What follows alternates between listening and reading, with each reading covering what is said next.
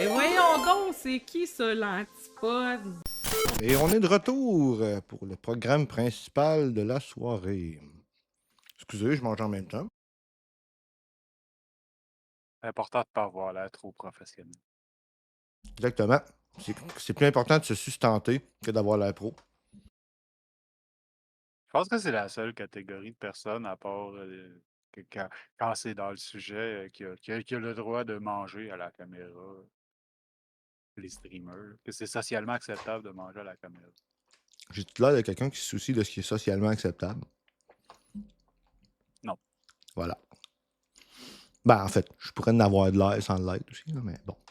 Comme d'avoir Mais- le micro dans le champ de vision, genre, pendant longtemps, genre, il y a tellement d'efforts qui ont été mis dans toutes les genre, productions télévisuelles pour, genre, qu'il n'y ait pas le micro Mm.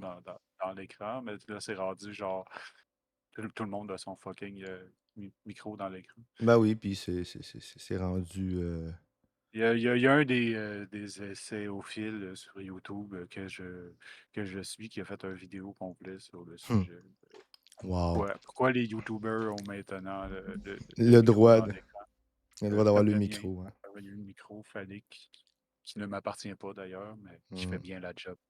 À proximité de la bouche, comme ça. Que dire de ceux qui ressentent le besoin de vomir leur venin comme ça, hein? Puis qui sont homophobes au travers de ça, puis qui sont, enfin bref. Genre, je pense à des gens très, comment je dirais ça, très lucides, là, tu sais. Mais écoute, Je me demandais si tu t'en allais avec ça, mais c'est ouais, correct. c'est ça. Mais ouais, non, mais moi, je voulais dire merci à Toupink. Écoute, 2 mois de subscribe. Bienvenue encore, puis merci beaucoup, Merci écoute. Toupink. Ouais. Tu nous shooteras une toune pour le prochain break en remerciement de ton Ouais. Ben support. oui, effectivement, un sub, ça mérite une toune, ça. Si ça te tente.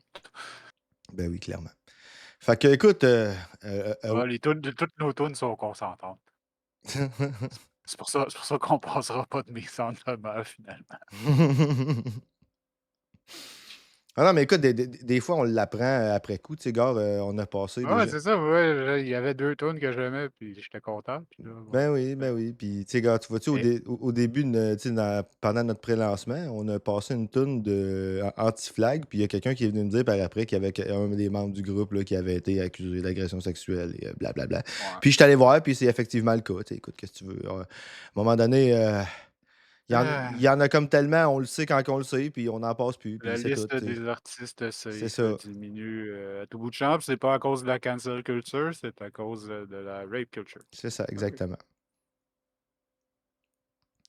Ah, écoute, Toupink, le show est fait pour ça. On passe en plusieurs parties, puis le monde arrive quand il arrive. Fait que t'arrives pour le programme principal, t'arrives pour le plus gros morceau. Fait que on start ça. The year is 2063. The global currency is Moose Coin. You're refused entry into the metaverse's Lambo Club because your Twitter profile picture is not enclosed in a nice saucerhedron.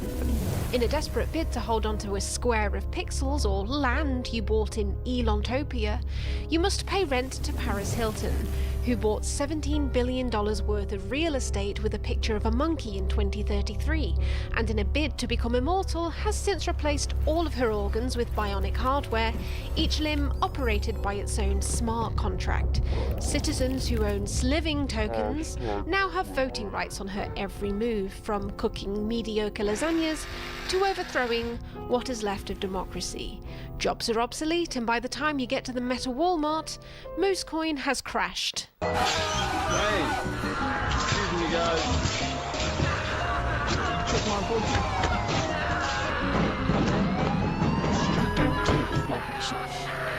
Never take the darkness off.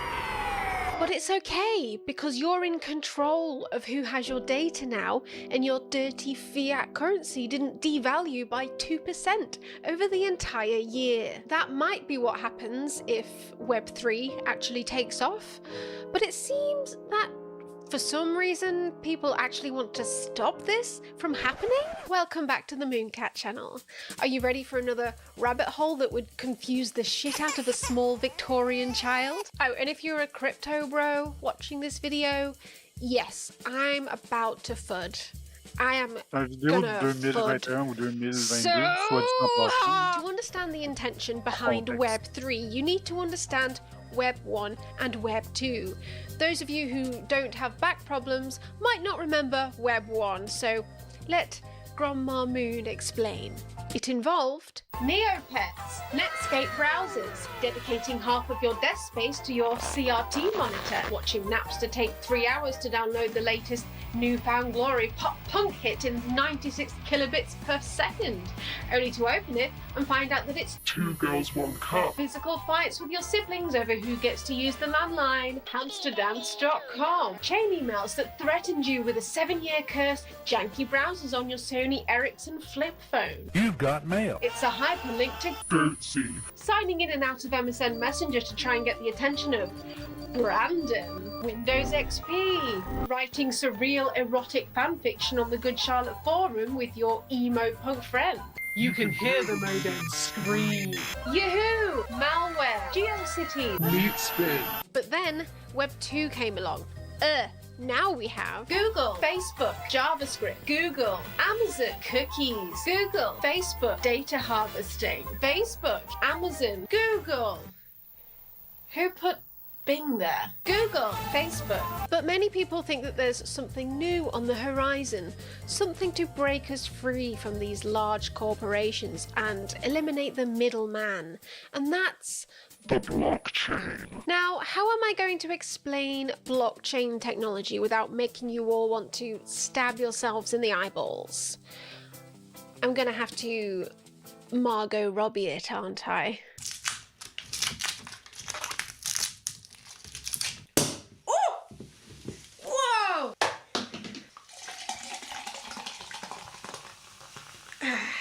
I don't have a butler, okay? Or a champagne flute, for that matter. Blockchain technology is a bit like... Imagine there was a really easy, quick way of making payments called, I don't know, Visa, right? But you thought, hey, why don't we replace this system with something else that doesn't involve a middleman, right? Because that's a problem that needs solving, and replace it with a system that uses more power than the Netherlands. Or say you want to pay 1 queef coin to Tracy, but instead of your phone sending one message to your bank, and then your bank checks the funds and then sends the funds to Tracy, your phone sends a message to a few 100,000 people idling extremely powerful computers 24/7, playing a sort of extreme bingo. And then once one of the computers wins, the block of payments gets added to a ledger, and this creates a blockchain. And the winner of this stupid computer bingo gets a little reward of a fraction of a queef coin. And then 10 minutes and 400 kilograms of CO2 later, if you're lucky, and Tracy hasn't lost her passphrase, the silly bitch, she receives her queef coin. But now it's 10 minutes later, and 1 queef coin is worth about 1/10 of what it was when you sent it. Or think of it like this.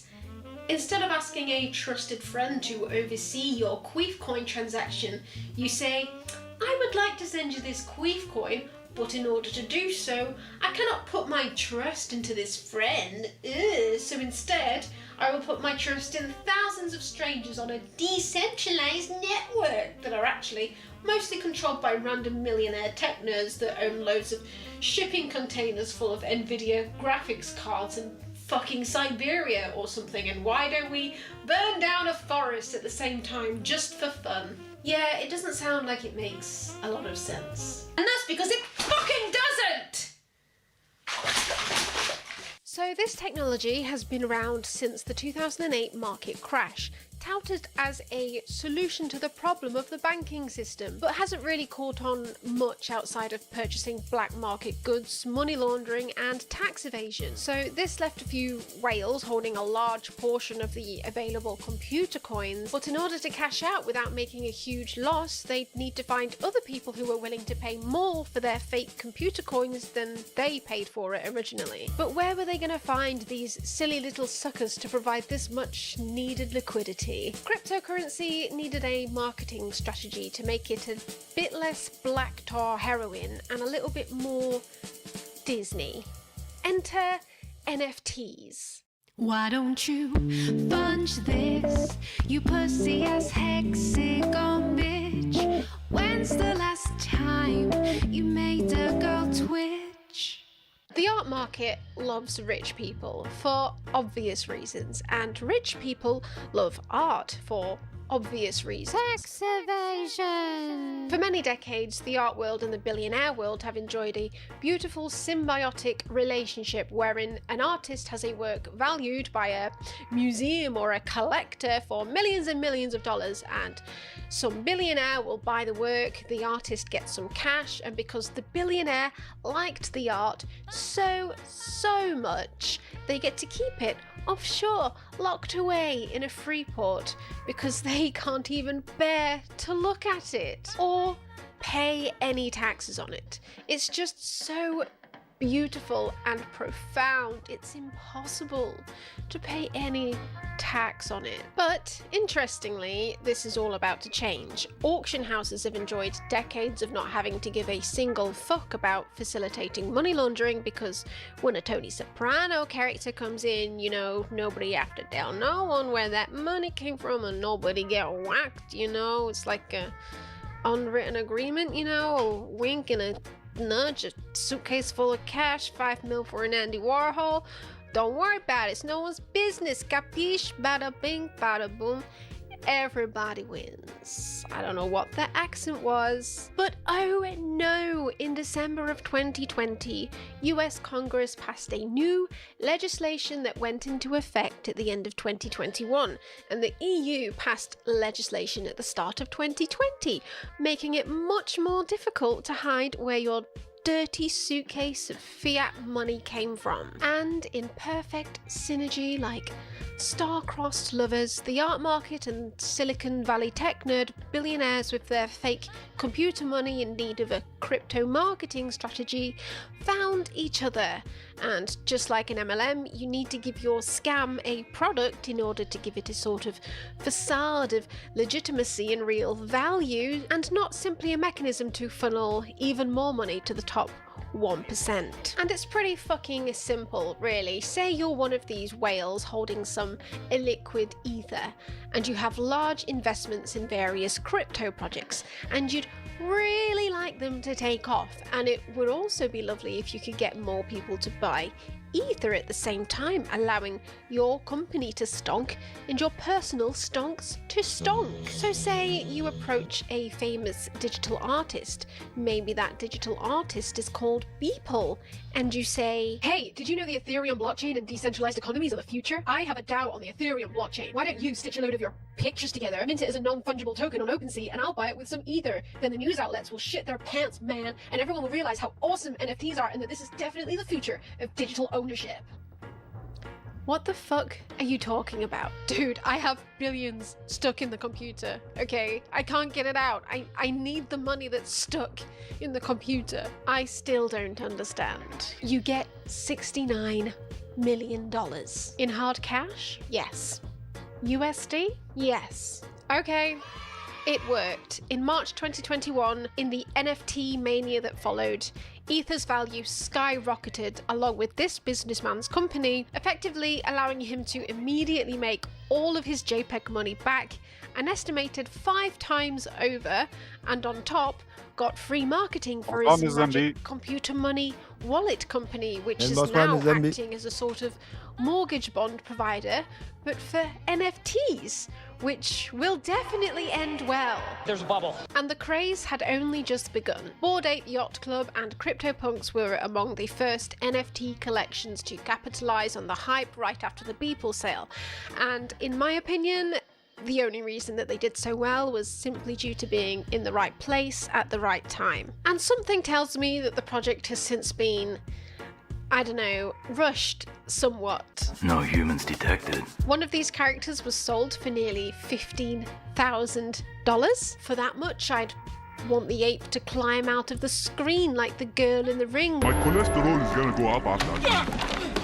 But this is meant to be the utility of the project. This is what it's all for, right? This is the value. Yet there's barely any interest in it apart from people hate watching it. They have a lo-fi live stream as well, which regularly clocks all of around 5 viewers, but yeah, utility, guys. Speculative early adopters of the Bored Ape Yacht Club and CryptoPunks NFTs got lucky, and we've had to put up with a torrent of cringe ever since. One.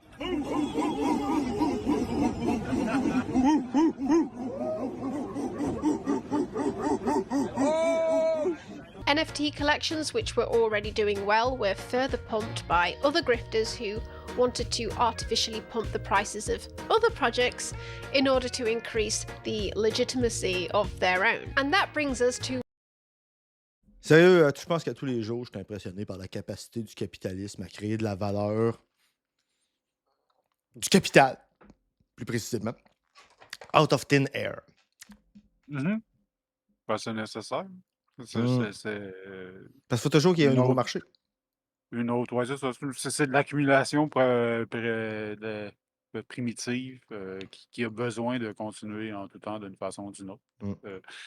C'est ça. Je veux dire, ça, c'est du capital qui va être utilisé après pour nous opprimer de façon bien réelle, là. Ou en tout cas, dans le cas de la cryptocurrency, ça l'a viré quand même dans un des moins pires scénarios à date, là. On va Ouais. encore être pogné Mais, avec ça dans le futur, pareil, là, mais bon. mais ça a quand même toujours le défaut de faire sortir de l'argent réel de notre économie, comme Varoufakis le disait tantôt. Tu sais. Mhm. Pour répondre à deux pink, genre, ça dépend dans quoi que les gens investissent, genre, mais quand que c'est genre des bitcoins ou genre, tu sais, une forme plus, mettons, mainstream des bitcoins ou whatever, à la rigueur, c'est comme n'importe quel autre investissement boursier à cette heure-là. D'ailleurs, une bonne partie du ownership là, finalement de ces titres-là, ben, à cette heure, c'est beaucoup centralisé dans les mains du même old money que genre. C'est ça. Si Ben oui, parce que investit pour dans la. un NFT, par contre, ben là, tant pis pour lui. Mais tu sais, puis c'est Tant, pas juste. tant Tu pis sais, pour eux. ouais, c'est ça, tu sais, puis c'est pas juste ça, tu sais, pour acheter ces trucs-là virtuels, au départ, faut tailler le old money, tu sais, c'est après que ça déboule, tu sais. Ouais, ouais, c'est ça. Mais je veux dire, pendant un certain temps, genre, tout ce que ça Ouais. prenait, c'était genre une certaine connaissance en informatique, puis de l'argent pour acheter des cartes, là. Mais genre, cette espèce de gold rush-là du début, genre, c'est passé depuis longtemps, là. À cette heure, t'en achètes, puis t'en vends sur un marché semi-contrôlé, parce que, genre, c'est plus watché qu'avant, même s'il n'y a pas les législations faites sur mesure que ça a besoin d'avoir, n'ont pas été faites encore. C'est suffisamment watché par le SEC puis tout le kit, qu'il faut qu'ils trouvent à cette heure des façons indirectes, justement, de faire rouler ça, parce que sinon, ben, c'est juste comme genre, c'est une action comme un autre pour quelque chose de très abstrait, mettons, comme produit, là, tu sais. Les NFT, c'était toute une espèce de gamification qui avait été faite par-dessus. Puis oui, tout ça, ça a la forme des scams des années 2000 ou de n'importe quel autre. Comme ça ressemble beaucoup à la vente pyramidale, là, voyons, multi-layer Ouais, marketing, les là, les MLM. MLM. Ça ressemble aussi à beaucoup de. Genre, il y a beaucoup d'éléments de culte, là, d'éléments sectaires là-dedans aussi. C'est pas par hasard, c'est parce que c'est des affaires qui fonctionnent bien quand tu veux faire un scam, là. Partout ce que ça a l'interface avec le public, genre le tout venant, là, qui n'a pas des connaissances là-dedans, c'est 100% des scams. Il y a une certaine technologie en arrière de ça, mais même, genre, je dirais que le AI, il y a une technologie en arrière de ça. Pour ce qui est de la cryptocurrency, c'est encore. Genre, ouais, OK, genre, t'es capable de faire ça avec un ordi, bravo, mais ça sert-tu à quelque chose, ça? Ouais, non, C'est non, c'est- c'est ça, ça produit rien, là, ça sert à rien socialement parlant, là. c'est pour ça que, genre, par exemple, la Chine, genre, elle a essayé de jouer avec ça, l'idée d'un genre de Bitcoin étatique pour la Chine, Mm. puis, genre, ils ont droppé ça parce qu'ils se sont rendus compte que ça servait pas à grand-chose d'autre que je veux dire, pour le data harvesting, puis une coupe d'affaires, c'est bon, mais il y a d'autres façons de faire ça qui sont plus pratiques puis moins énergivores, là, tu sais. Mhm. C'est ça. Faut que Ouais. vraiment, genre, un libre marché vraiment fucked up, là, pour être capable de trouver, genre, une raison, une raison viable monétaire de faire ça, vu la quantité d'électricité que ça consomme, là, tu sais. Faut vraiment que tu vives dans le wonderful libertarian world of Ayn Rand pour que ça marche, tu sais. Ouais, ou juste dans le néolibéralisme globalisé, où ce qu'ils peuvent crisser des places, leurs serveurs dans des places où ce que, genre, l'électricité coûte vraiment pas cher ou Attends, whatever, là. excuse, je te suis pas. Je pensais que c'était la même chose. Je pensais pas qu'il y avait une différence. Ouais, quand même. Non, t'as raison. One villain of the Mooncat cinematic universe, Gary V. And we know exactly how he did this thanks to this Crypto Bro circle jerk conversation between Mr. Beast, seasoned pumper and dumper Logan Paul, You suck my dink, bro. Dink? and Logan Paul's side bro. Dink doink with the hottest functionality and all of the most built-in techniques, tactics. Gary V, it's like fucking 11 p.m. Just out of nowhere, just calls me and he's like, yo, I got like 30 people to call, hop in. I'm like, so me and Logan both bought punks. You guys will probably see on his Twitter that he bought a bunch of crypto punks at the same time. He's like, it'll be the best decision of your life. Just get in. I was Yeah, like, okay. yeah. And so I just joined the call. Every heavy hitter you can imagine who's Exactly. worth $1 billion was on this one call. Here's what you're gonna do, and you're gonna do it right now. You're all gonna buy a bunch of crypto punks. We're all just like, are you sure, Gary? And we're asking questions, and he's like, just buy it. I was just so pulled by his like conviction Yeah. that I bought a bunch. Wait. Yeah, I bought quite a few. What's your rarest characteristic punk? Well, I've already sold quite a few of them, so I don't. What? He was preaching about blockchain Pose le doigt, man. JPEGs to Logan Paul and Je me demandais, commentaire de Keller, que il voulait dire ça dans le sens de l'inflation ou dans le sens que, genre, il y a des frais liés à ça qui font que. Ben, genre, tu sais, dans les deux cas, tu peux grosso modo t'attendre. Ouais, c'est ça, ok, ouais. Ah, ok, Tu ouais. les payes mensuellement, là, ou mettons, c'est quoi, c'est 25 cents par transaction à ce temps-là? Ouais. C'est pas insignifiant. Ben, en fait, moi, j'ai un forfait mensuel là, que je paye. C'est ça, Pas ça fa- dépend tu sais, des. je fais des Ça dépend. transactions illimitées. Là, on va dire, oui, il y a effectivement un coût au tout, mais rendu là, tu sais, ça dépend aussi comment tu fais de transactions, là, la valeur à chaque. Là, tu sais, moi, je fais des Ouais, c'est à la transactions. discrétion du consommateur. Moi, je veux Ouais. dire, pendant un bout, genre, à toutes les fois que je recevais de l'argent, je le sortais tout d'un coup. Comme ça, je payais le minimum de Ouais. frais. Genre, je faisais une Ouais. transaction, puis il m'enlevait. Genre. Mais tu sais, ça dépend tout le temps parce que des fois, là, tu sais, tu y vas, puis là, si c'est pas ton guichet à toi, ils te prennent une coupe de Ouais. piastres de plus, puis tout. Là, mais l'argent disparaît pas, par contre, elle va dans les poches de la Ouais, non, c'est banque. ça. Effectivement. Tandis qu'avec cryptocurrency, genre, il y a des masses et des masses et des masses d'argent qui disparaissent. Là, pouf. De quoi c'est C'est ça. dans quel sens? Ben, genre, dans le sens que c'était pas traçable, tu savais pas à qui qu'elle Ah, allait, ou elle ouais. avait juste disparu dans, genre, dans un Dans... marasme informatique, parce que Ouais. c'est toute de la valeur informatique. Fait que, Ouais. genre, whatever. Il y a des bitcoins qui disparaissaient, disparus. Là, Mais au genre, moins, il n'y a pas de middleman. Au moins, il n'y a pas de middleman. Hein? Ouais, ben, Le, il y a, ou on peut dire qu'il y a encore plus de middleman. ouais, c'est ça, exactement. Le L'économie Bitcoin, au le- final, le résultat, ce que ça a donné, c'est que oui, le système est décentralisé en théorie, mais l'appartenance, les Bitcoins appartiennent au nombre de personnes, c'est 100 fois plus centralisé que C'est juste ça. l'argent ordinaire. Mm. 100 fois plus. Mr. Beast at 11 p.m.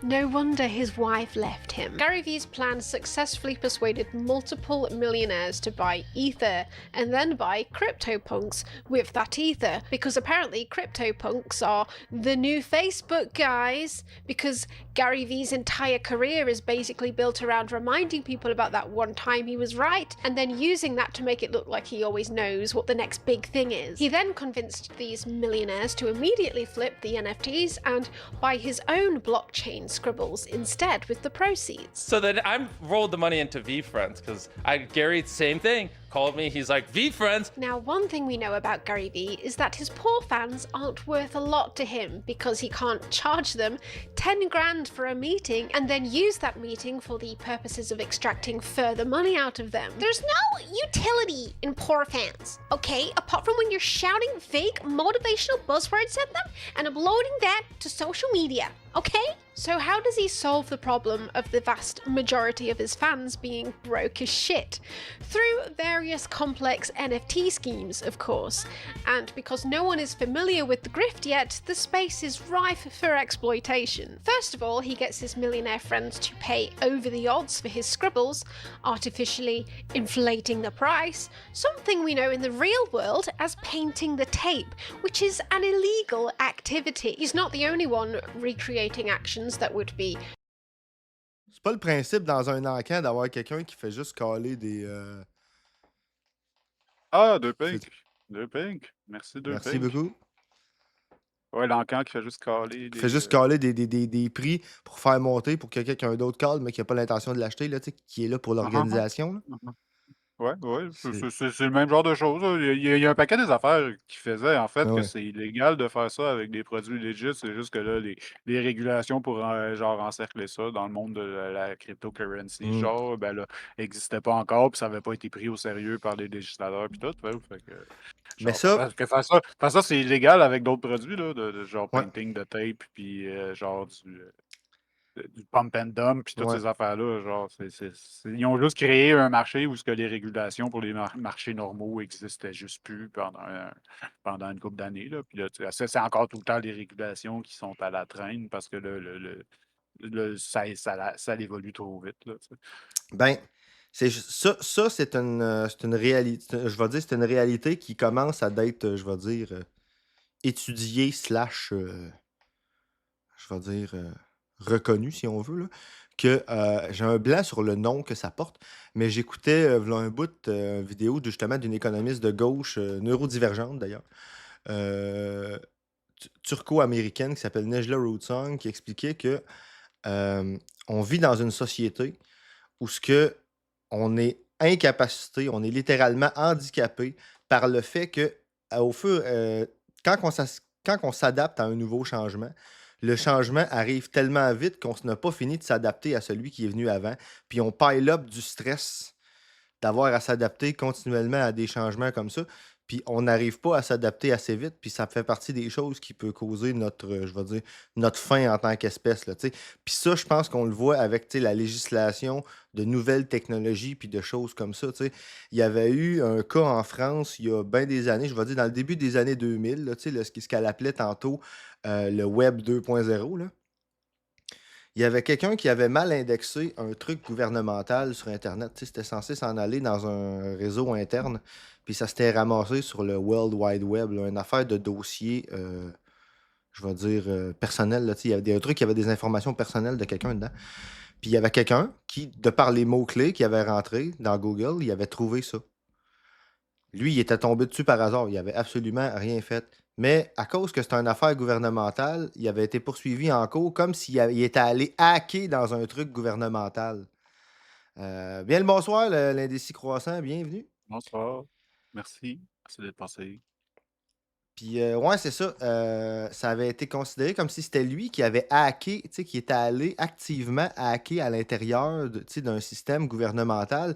Puis, il avait littéralement été condamné par une juge qui savait même pas comment prononcer Google correctement. Tu sais, elle comprenait pas le. Tu sais, là, par des gens, des légistes qui avaient aucune compréhension de l'aspect technique d'Internet, de comment ça marche, l'indexation, puis de, tu sais, comment que ça s'était ramassé dans ses mains, Ah, que ben, c'était pas genre, lui qui avait enfreint, tu sais, c'était quand, l'erreur. L'erreur je sais est pas en si t'as vu amont, tu sais. quand que Mark Zuckerberg s'est fait, genre, pas invité, là, il s'est fait summoner au Ouais. congrès, whatever, Non, j'ai pas américain, vu ça. genre, puis ça paraît tellement que ce monde-là, ils connaissent fuck all à ça, genre. Mhm. C'est genre, you say you saw that on the Google? On the Google.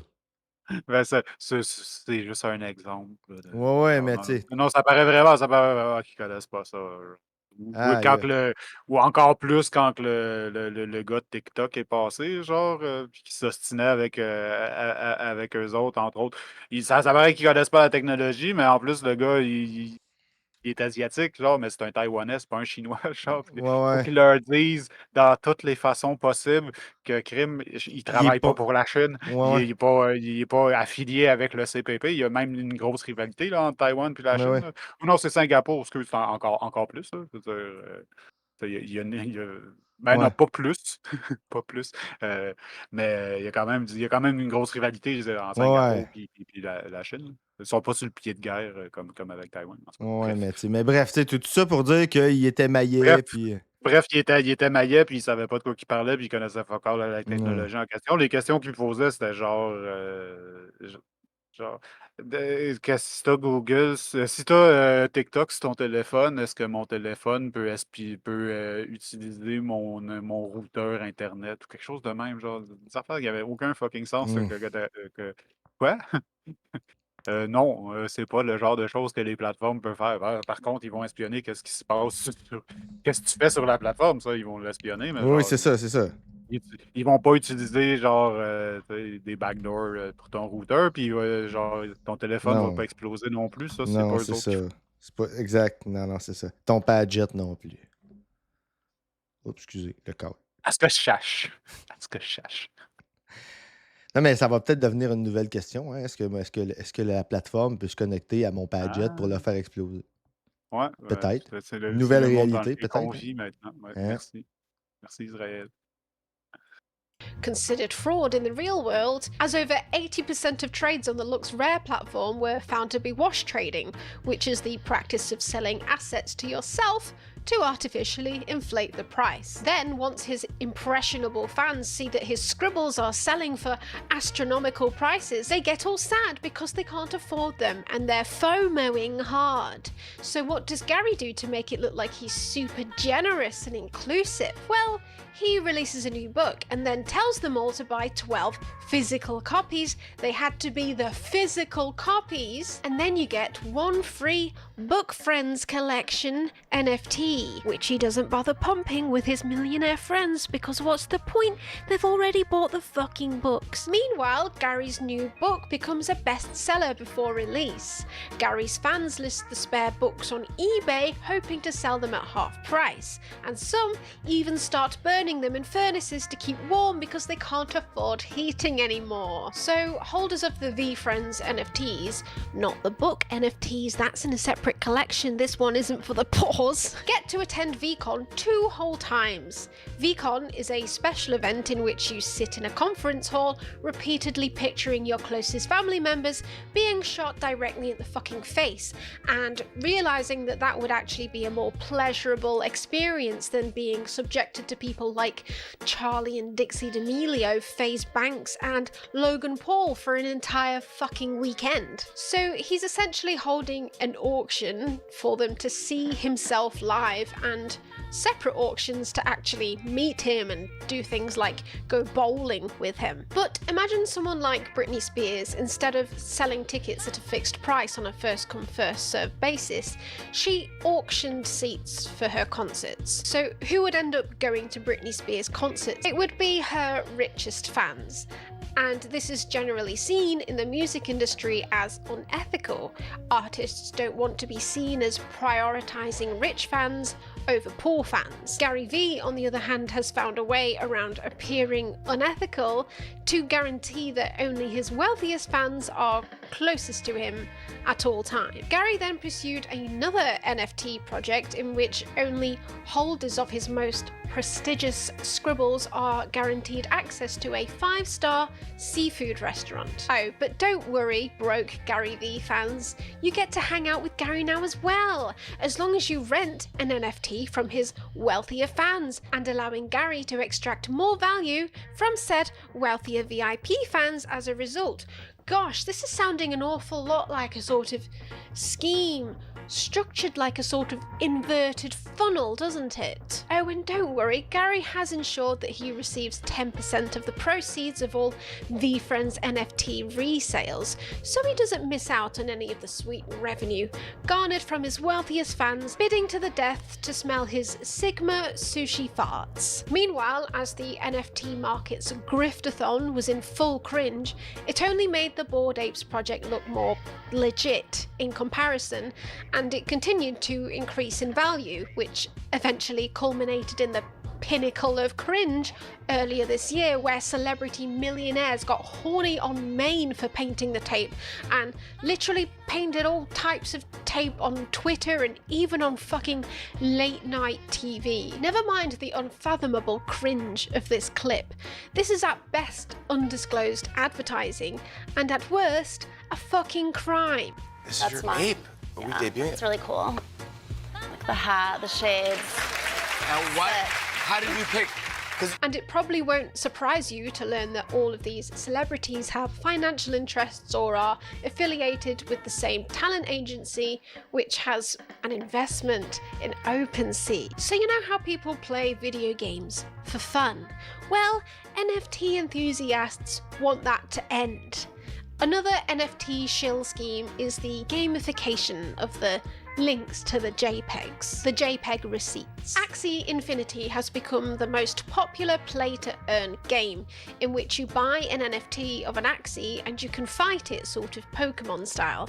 And stories about players in the Philippines being able to Axie their way out of poverty are so heartwarming and are probably written in some way or sponsored by people invested in crypto, because all ethics in journalism seem to go by the wayside as soon as a fucking blockchain is involved. Kahit po sana kumita po ng kahit 3,000 po a month. The idea of playing a fun, cute game to earn a living, it's something that I think resonates with a generation that's looking for new ways of making money online, new ways of finding a digitally native income. With the pandemic, it's destroyed a lot of physical jobs, in many cases kind of permanently. So I really think that what we're dealing with is a fundamental change in the nature of work. Crypto-based games are community-owned. Everybody in the community gets to share in the revenues and the upsides, which means that participants, people who play, get a chance to play to earn. And that's just incredible to me, and it creates really unique opportunities.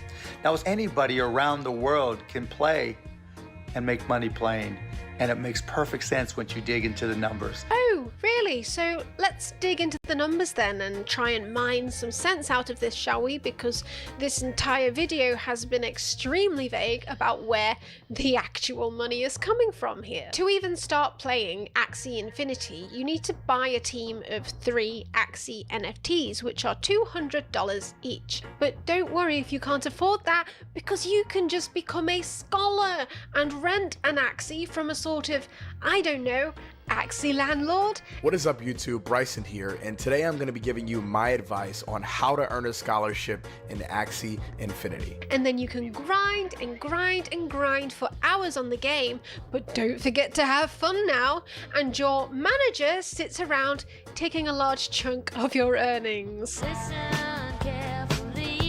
Yet when this system is in a game and absolutely no value is created whatsoever, well, yes, you guessed it. It relies on bringing more people into the system at the bottom, and then this carries on until there's an inevitable crash and those kids in the Philippines start earning below minimum wage. Not so fucking heartwarming now, is it, Mark Cuban? Impressively, Axie Infinity managed the incredible feat of creating an amalgamation of all of the worst parts of late-stage capitalism in one: a pyramid scheme structure, rentism, and the bullshit job phenomenon, in which everyone has become so obsessed with tying their self-worth to the work that they do that they disassociate the work from the actual value created.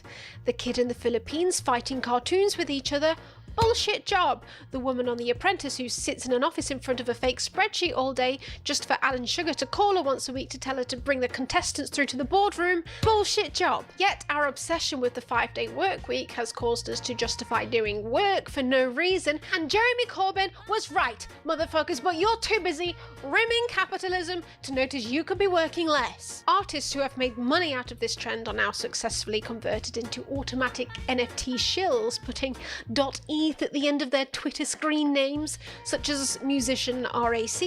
He reckons that if he's being exploited, then he'd like to be more exploited, please. And he also reckons that if you squint hard enough, the stock market and the US dollar is also a Ponzi scheme. A common tactic of crypto shills is to strip the phrase Ponzi scheme of all of its meaning. And it's not hard to see where he's coming from, since like many musicians, he's been fucked over by the music labels and streaming platforms his entire career. And the one time that he's made money has been through selling his music as this sort of speculative asset. Beyond that, however, he's extremely vague about how this is supposed to work, but he seems convinced now that this is the solution for small-time artists barely making any money from their work. Trouble is, the logic is entirely flawed. RAC was able to make money through already having a platform, and that's the only real scarcity at play here.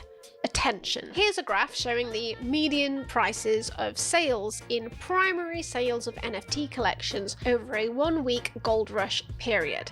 Looks pretty good at a glance, right?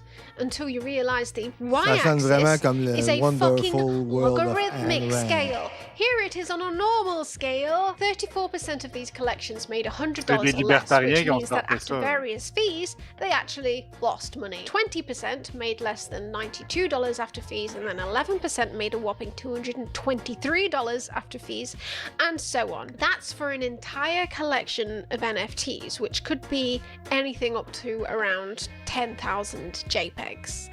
And it's funny that you really have to dig to find this information, kind of like how you have to dig to find the income disclosure statement of any MLM. If people were really making money, surely the marketplaces like OpenSea would be shouting from the fucking rooftops about their stats. Instead, just like MLMs, they're hyper-focusing their marketing on the few people at the top, making millions, and loads of those sales are probably wash trading anyway. And that's not even mentioning all of the artists that have had their artwork stolen and minted. And OpenSea got so many takedown requests that they just ended up stopping processing them. Great system, guys! The only people who win here are the 1% of artists with existing large audiences who actually make a profit, but that's still crumbs in comparison to Ether whales, who not only profited from the influx of buyers of Ether, but also profited from the minting fees of NFTs that didn't even sell or lost money. They profited from everyone. And then, of course, we had the influencer shitcoin epidemic. My baby left my heart broken. Told me to invest in his ICO token. Said allow me to the moon. I bought a hero pool. Here to rape my heart's liquidity pool. But before we get into that, this video is sponsored by Keeps. Did you know 2 out of 3 guys will experience some sort of male pattern baldness by the time they're 35? Well, % off your first order. Give it a name like Elon Moon Doge Sponge Safe Musk. Make the initial coin supply about 69,420 trillion if you really want. And because there's so many coins, whatever the market, hair loss prevention. If you're ready to take action and prevent hair loss, go to keeps.com/mooncat or click the link in the description to receive 50% off your first order. That's keeps.com/MUNECAT. Influencers got a terrible bout of shitcoin diarrhea and sprayed it all into the toilet bowl of social media, and now the plumbing is clogged. And it's not surprising that this happened because, well, crypto has allowed this to become extremely easy. All you have to do is go on a site like cointool.app, go to create token, choose which blockchain you want it to sit on, give it a name like Elon Moon, Doge Sponge Safe Musk, make the initial coin supply about 69,420 trillion if you really want, and because there's so many coins, whatever the market cap is, you can just make the buy-in price for one coin look dirt cheap. Then you want your mates to make a load of money too, right? So you do a whitelist and basically give a load of tokens to your mates so then they can save on gas fees before they're released to your idiot fans. Users who make the whitelist and later sell their newly minted NFT gain a profit 75.7% of the time versus just 20.8% for users who do so without being littéralement whitelisted. contrôler la rareté dès le Said, départ, citing c'est OpenSea hallucinant. data. The data suggests it's nearly impossible to reap outsized returns on minting purchases without being whitelisted. So then you end up with Instagram models who have pivoted their entire careers to being NFT influencers, living off being on NFT drop whitelists, using their platforms to show them to their pleb followers as if the project's got an amazing roadmap, and bank on the fact that their followers are stupid enough to be too distracted by tits to even notice the rug pull. It's your favorite crypto queen. I've just invested in Koinu Inu, and I'm super excited because they're starting a gaming platform. As always, this is not financial advice. I'm just letting you know what I'm investing in. Hi guys, so hashtag ad and all that, but this is not financial advice, okay? But I'm about to tell you about Titty Ass Coin, okay? I'm hodling this one, guys. I know the last 79 coins I told you about did kind of crash, but they were not financial advice, and they also paid for this holiday, so I'm aping it right now on Titty Ass Coin, guys. I don't know if you've seen the roadmap, but it looks like the Nickelodeon Universe park map, so you know it's gonna be good. In fact, I think it might actually be the Nickelodeon Universe park map, but with like crypto buzzwords sort of scribbled over the top. But you know what? That doesn't matter, guys, because we're all gonna make. Me répondre à deux pings. Ouais. Ça serait long à taper, mais c'est ouais, même le mot influenceur, en fait, genre là, c'est utilisé de façon un peu plus large, genre, mais à la base, c'est les compagnies, les corporations Mhm. qui utilisaient ça pour définir le terme, c'est pour les assets dont eux autres se servaient, en fait, pour faire leur marketing sur les plateformes de médias sociaux. Le Ouais, terme c'était open, vient là. d'eux autres, C'est là, ça, c'est ça, c'est ça. C'était open. Qu'à la base, un influenceur, c'est quelqu'un qui est là pour te pusher un produit. Ben, c'est ça. Le reste du monde, tu sais, on Ouais. peut utiliser d'autres termes qu'influenceur, mettons, pour le reste des personnes, parce que ouais, le terme d'influenceur est assez Ouais. loadé. En fait, à la base, c'est des gens qui étaient utilisés pour te vendre des shit, là, Exact. comme carrément, là. Pas pour influencer profondément ton esprit, puis la Ouais, propagande, ouais. puis whatever, mais si ça existe aussi, mais c'est pas eux autres qui ont Ouais. coiné le mot influenceur, c'est Non. carrément les compagnies de C'était marketing. oui, c'était vraiment une affaire de business, ouais, c'est ça. C'est ça. Ben, moi, j'ai Mais connu l'époque où c'était juste à ça que ça référait, là. Je me rappelle de ça. oui, c'est ça. Ça réfère. Le terme après ça, c'est Ouais. rendu plus broad. Puis là, Ouais. n'importe qui a le moindrement une présence Ouais. sur, genre une grosse présence sur n'importe quelle plateforme, ils assument que C'est un il influenceur. y a un aspect mercantile autre que juste genre les donations, puis Mm. whatever, les encouragements gamifiés sur Twitch ou leur Patreon ou d'autres affaires. Mais je veux dire, s'ils vendent pas de shit, ils vendent pas de shit, là. Ouais, c'est ça. C'est ça. S'ils vendent des shit, c'est louche, là. Je veux dire, Ouais. moi, j'ai bien de la misère en général. Mais tu sais, si c'est un produit, genre, que c'est net et précis, ce que tu achètes, c'est une affaire, genre, mais là, s'ils se mettaient à te vendre des trucs abstraits comme de se rendre riche avec les NFT et tout le kit, genre, les NFT, c'est rentré là-dedans, là, dans les Ouais. influenceurs, ça s'est même rendu jusqu'à fucking la grosse TV, là, genre, pendant le pic, là, en 2021, je pense. Qu'est-ce que tu veux dire, la grosse TV? Oui, 2022, le pic. La grosse TV, genre les Late Night Show, là, genre il y a un clip Jimmy Fallon puis Ok, ok, Paris ok. Hilton qui parlent de Ouais, ouais. leur fucking ape, Ouais, là, ouais. genre Ouais, ouais. leur ape est encadré, puis genre Ouais. c'est tellement bizarre que je me demandais si c'était du performance art en plus d'être Ouais. juste genre de la scam, là. Je veux dire, tant qu'à moi, il y a quelque chose de criminel à toutes les personnes qui ont embarqué là-dedans et qui l'ont pushé. Genre, faut checker parce qu'il y a il y a un certain côté criminel à ce qu'ils ont fait, là. Ouais. Parce que c'est un scam, là. Ben oui. T'as pas le droit de vendre un scam à d'autres personnes, Ben surtout oui. si t'en profites toi-même, là, tu sais. Parce que ce qui arrivait souvent, c'est qu'ils s'en faisaient donner.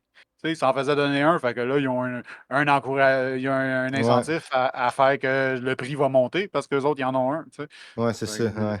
Le but, c'est de faire monter le prix, là, de savoir quand cash out, tu sais. Mmh. Mais ça, ils l'ont fait donner en échange de ça, fait qu'automatiquement, ben là, il y a un conflit Exact. d'intérêts, là. Fait que Exactement. genre, si tu prouves si tu peux prouver que l'affaire A est un crime, ben les personnes qui sont impliquées là-dedans, qui ont un conflit d'intérêts, ben ils sont criminels aussi, là. C'est ça. Puis, tu sais, ouais, Touping qui dit: Oui, je vis dans un village de 1900 habitants à Saskatchewan, puis je connais 3 personnes qui se prétendent influenceurs. Pas certain qu'on en ait besoin d'autant. Ouais, non, c'est ça.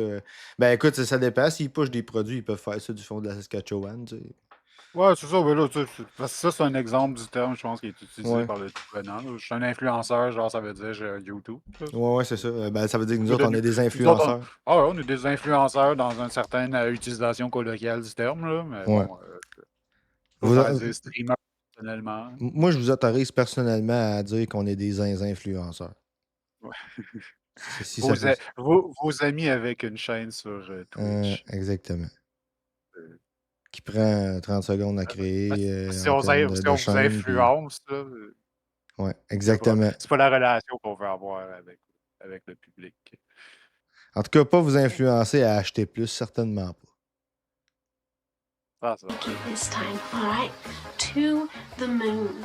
I've spoken to the dev team on this one as well, and they all seem super legit. Like, one of them has a ponytail, and the other guy knows, like, basic HTML. So, everyone in the Discord is either a bot or is showing signs of extreme cognitive impairment, so that's also a great sign too.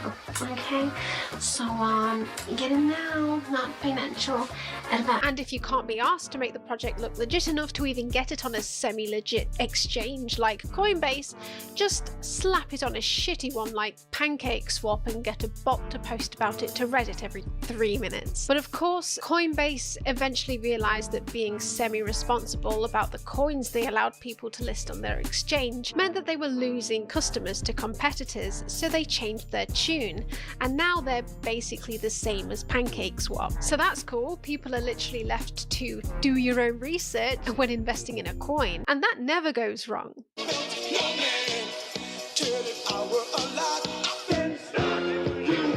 In the end, the whole scheme can cost you about $450. And that's how influencers like Ice Poseidon, with a brain so smooth you could use it as a curling stone, managed to shamelessly fleece his audience out of $500,000. Yeah, I could give the money back. It is within my power.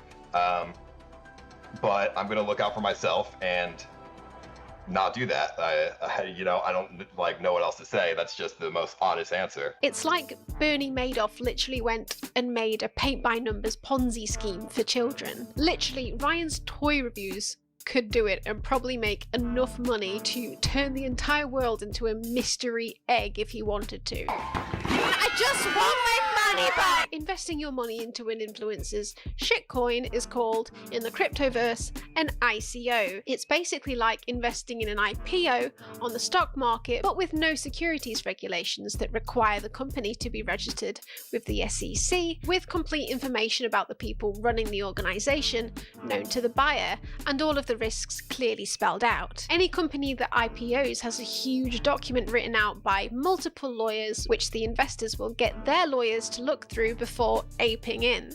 But ICOs mean that any fraudster can now, in effect, pop an unregistered security on the market, completely anonymously and without consequence. And before I get hordes of people in the comments going, "But the SEC sucks, dude," yes, it does. They often resort to fining scammers after the scam has happened because investigating them costs a lot of money and it might not always turn out to be a crime. But they are perpetually stuck in this impossible balancing act between preventing fraud and not stifling creativity in the finance sector. So right now they're just stuck in this crippling epidemic of Ponzi schemes within Ponzi schemes, and of course the people benefiting from all of this fraud are the people going to the regulators and saying, "Yo, this is just innovation, dude. Don't stifle innovation, man." Where do companies draw the line and say that enough is enough with this anti-innovation, quote, regulation by enforcement and then just decide to take their industry elsewhere to another country. But there's something about crypto that scares people. I don't know what it is. Maybe it's just because it's new. But I remember in my banking law class when banks were first allowed to use computers to keep ledgers, people sued over that at the time. I remember when I was a second-year lawyer and we got email, and the ABA said lawyers couldn't use email because it would travel over this mysterious network of computers. These all seem ridiculous today, but it seems like we haven't really learned the underlying lesson, which is technology usually advances human flourishing. We have a regulatory system. Let's use it. The exact same thing happened when they allowed Bernie Madoff to run a Ponzi scheme for 30 years. Yeah, it went on for 30 years, during which he was reported to the SEC multiple times. He actually did innovate some methods that are still used in finance to this day, but that doesn't negate the fact that he stole $64.8 billion. The same happened with the crash in 2008 and the same with Enron. The SEC knew of the signs, but they didn't do anything. And these crypto shills and right-wing politicians are now trying to demonize the SEC, not for doing too little, but for doing too much. And the crypto market is currently in this perfect sweet spot in which lobbying from billionaire Silicon Valley investors can successfully convince regulators that this is actually the future, and all of this scamminess is just a symptom of new tech, and they'd better not put too much regulation on it, or all of the business from this exciting new tech will move abroad. There are some products that are legal in other countries and are just not legal here. We don't allow that in the United States. We do allow it in Canada. We allow it in Germany, Singapore, Portugal, and a number of other places. So if you're a developer of those products, there's no fuzzy line. It's super clear. You can't do that here. So you have to go abroad. So we're behind the curve.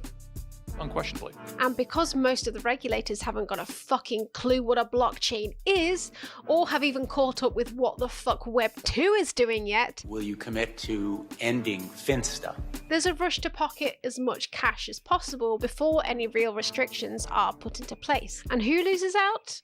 The retail investor, again. At best at this point, I think we'll end up with crypto stuck in a legal limbo between lobbyists and regulators, similar to MLMs, who got subject to regulations which are supposed to require recruits to make more money from selling the products than from recruiting people, but these rules are not properly enforced and the grift continues, and they can even use the fact that they're legal to differentiate themselves from other MLMs who have been prosecuted under the law for being pyramid schemes. All it does is just give the ones who don't get caught more power. And I'm sure you've probably all seen this by now, but if there was one video in the world that would make you want to take all the cash out of your wallet right now, roll it up into a tight little tube and stick your cock right down the middle, screaming, "Fiat me daddy," it's Cryptoland. Take a shot every time you hear the word crypto. This is me, Christopher, a crypto degen with a crush for crypto kitties. I'm on my way to Cryptoland, the #1 crypto destination on Earth where crypto enthusiasts, or cryptolanders like we're called here, can meet with like-minded individuals in real life. No, you haven't taken a drug spiked with the source code of the Reddit homepage. This is real. I've unfortunately immersed myself so deep into the crypto world now that I understand every fucking joke in this video, and they're not funny. They're not funny at all. You don't want to end like my Mount Gox friend. Its creator had a vision of the Disneyland for crypto, but it ended up looking more like they fed an AI bot with those randomly generated animated kids channels on YouTube. My little monkey jumping on the bed. And Your Nightmares, and it spat out 20 minutes of this shit. They enlisted the help of crypto shill for hire Kyle Chassé, who said that he bought an NFT which was supposed to buy him a plot of land on this island, an island that they didn't even own. He brags that he spent $1.3 million on it on his thumbnail, but when in reality some crypto sleuth discovered that the organisers actually slashed the price in half right before he bought it and changed it back right after. He still paid way too much for it. I actually had some property. Should not have bought it, couldn't have afforded it, but subprime mortgages, you know? So there's no loans or lending or subprimes or interest or anything like that. And if you're thinking, how the fuck do people fall for this? This is insanely fucking stupid. Remember, This marketing is not aimed at you. It's aimed at vulnerable people who have been fucked over hard by capitalism.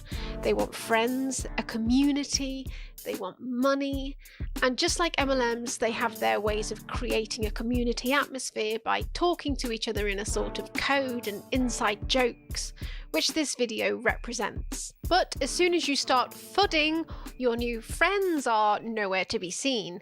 They're being told that capitalism isn't the problem, it's actually the Federal Reserve, big banks and politicians, and they believe it because along with that story, they're being given an easy way out. It's the same reason your junk email folder is full of shit that looks like it was written by a fat-fingered ape with dyslexia. Don't ask me how an ape got diagnosed with dyslexia.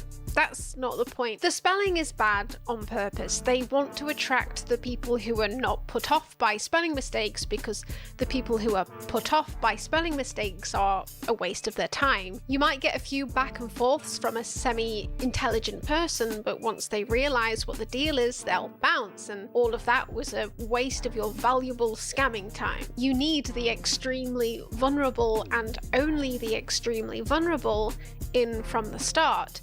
They won't waste your time, they'll agree with everything you say and be unabashedly positive. And they don't even need to have money, they just need to be the cheerleaders that will convince the people with the money to buy in based on hype. Discords made for pumping new NFT collections and coins are ideal because as soon as someone even slightly FUDs, you can immediately boost them out of the server, no questions asked. You can also easily convince them to do all of your marketing for free. In the case of Cryptoland, they allowed their recruited cheerleaders to earn a free NFT if they 1. Followed the Cryptoland Twitter, 2. Turned on tweet notifications, 3. Liked all of their tweets, 4. Retweeted all of their tweets, 5. Wrote meaningful tweets about Cryptoland, 6. Changed their Discord and Twitter profile pictures to a screenshot of the nightmare video or to one of their NFTs, 7. Added Cryptolander to their username on Twitter and Discord, 8. Added a link to the Discord in their Twitter bio, 9. Invited 20 friends to the Discord, and 10. Were a fun and active user on the Discord. All FUDers and even people merely asking questions or linking to the page that showed that the island was still up for sale. But repeat after me, this is not an MLM. The sale of the Cryptoland island fell through, thankfully. They had plans though to make it into a sort of safe haven from the fiat environment, but when you strip that of all of the fluff words, they basically wanted a libertarian seastead,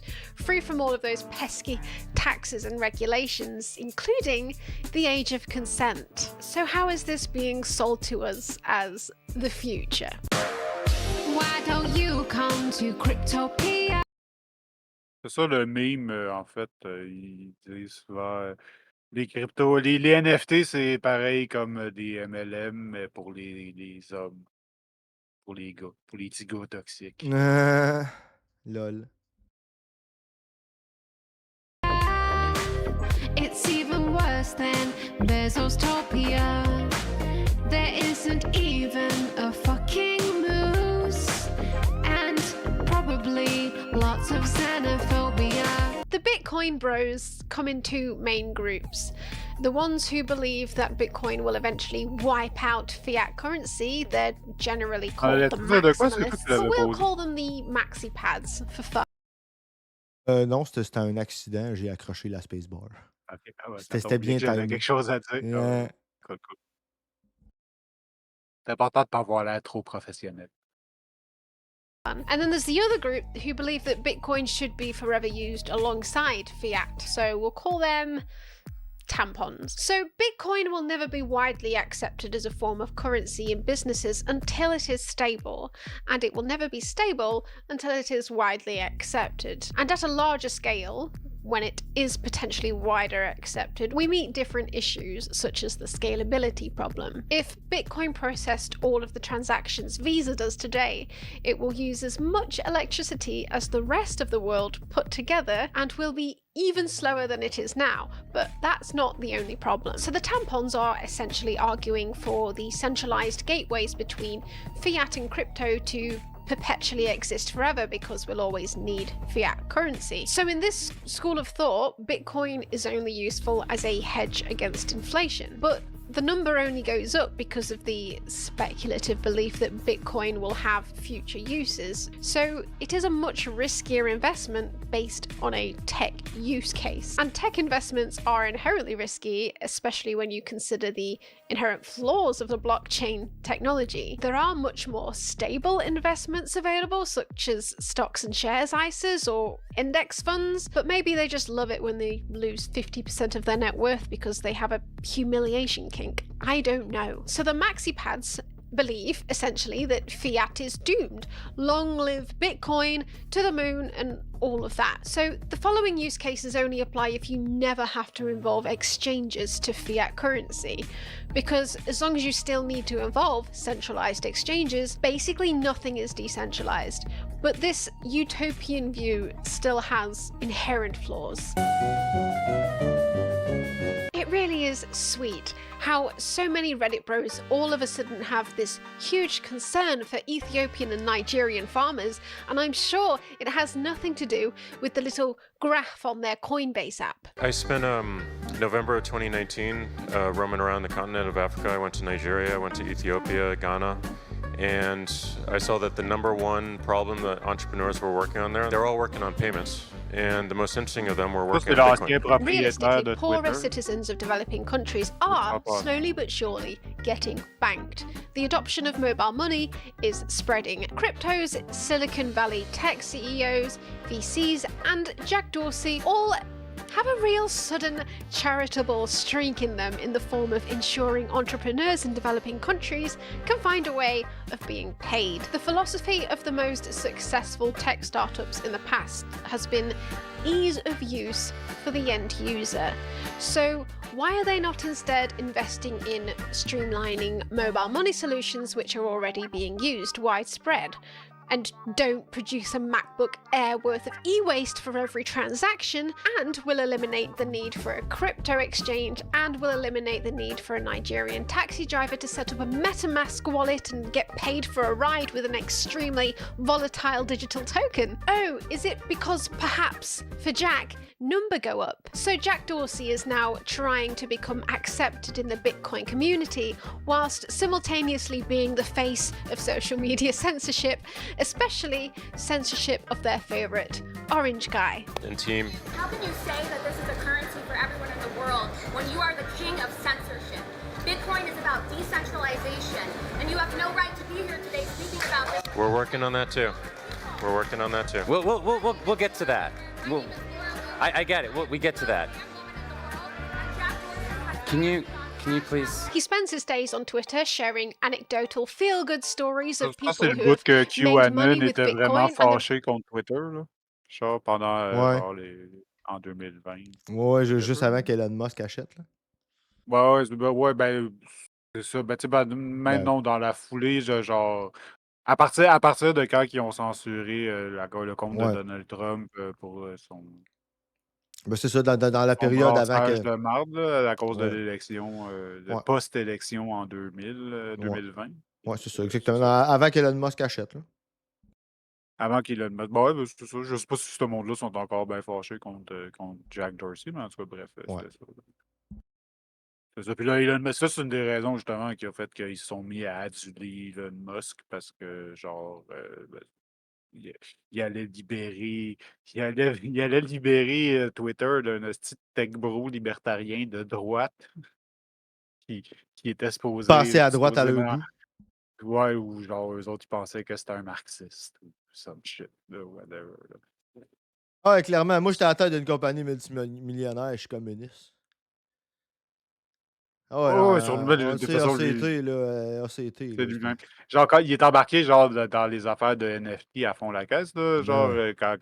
pendant le boom, le premier boom de NFT, il était là-dedans à fond la caisse. T'avais même l'option de changer de changer ton profile picture pour un NFT, puis là, ça pouvait te Wow. donner des avantages, whatever, genre. Wow. Ton profile picture était hexagonal. Wow. C'était comme l'équivalent pendant un certain temps d'avoir le blue check mark, genre, là, juste pour montrer à tout le monde que t'es un poisson, là, en tout cas. What a time to be alive. J'ai pogné 2 semaines de suspension quand que Quand Alexis Cossette-Trudel est revenu sur Twitter parce que je l'ai envoyé chier. Wow. Mais genre vraiment brutalement. What a time to be alive. The rare cases in which it has supposedly helped people out of poverty. He's also trying to squash all competition for Bitcoin in one fell swoop by labeling them all as being owned by Silicon Valley VCs, which is not untrue, but it's not untrue of Bitcoin either. But trying to set yourself apart from other grifters is the first rule in the grifting handbook. Sure, there are issues with access to physical banking services and documentation, but the unbanked in third world countries mostly are because they just don't have enough money. This leads to the sharing of resources, so only one person in the family needs an account. The issue that needs addressing here is lack of income, not lack of a bank account.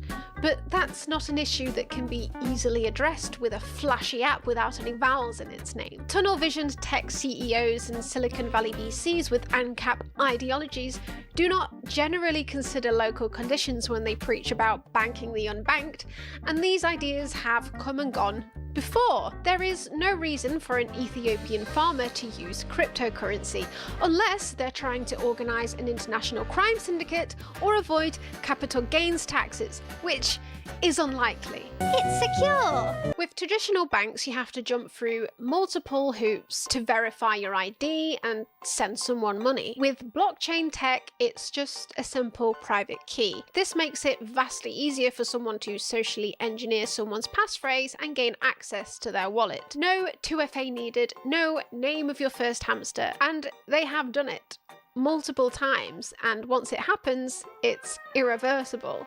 There's no bank to call, no credit card company to ask for a chargeback. You only have to spend 5 minutes scrolling down the blog web3isgoinggreat.com to see that another high-level hacking, rug pull or NFT scam is committed pretty much every day, and you don't even need to be a criminal mastermind. All you need is good programming knowledge, some social engineering skills, and zero morals. And to punctuate my point, the largest heist in American history was committed by 2 fucking idiots. I'm a motherfucking bad bitch.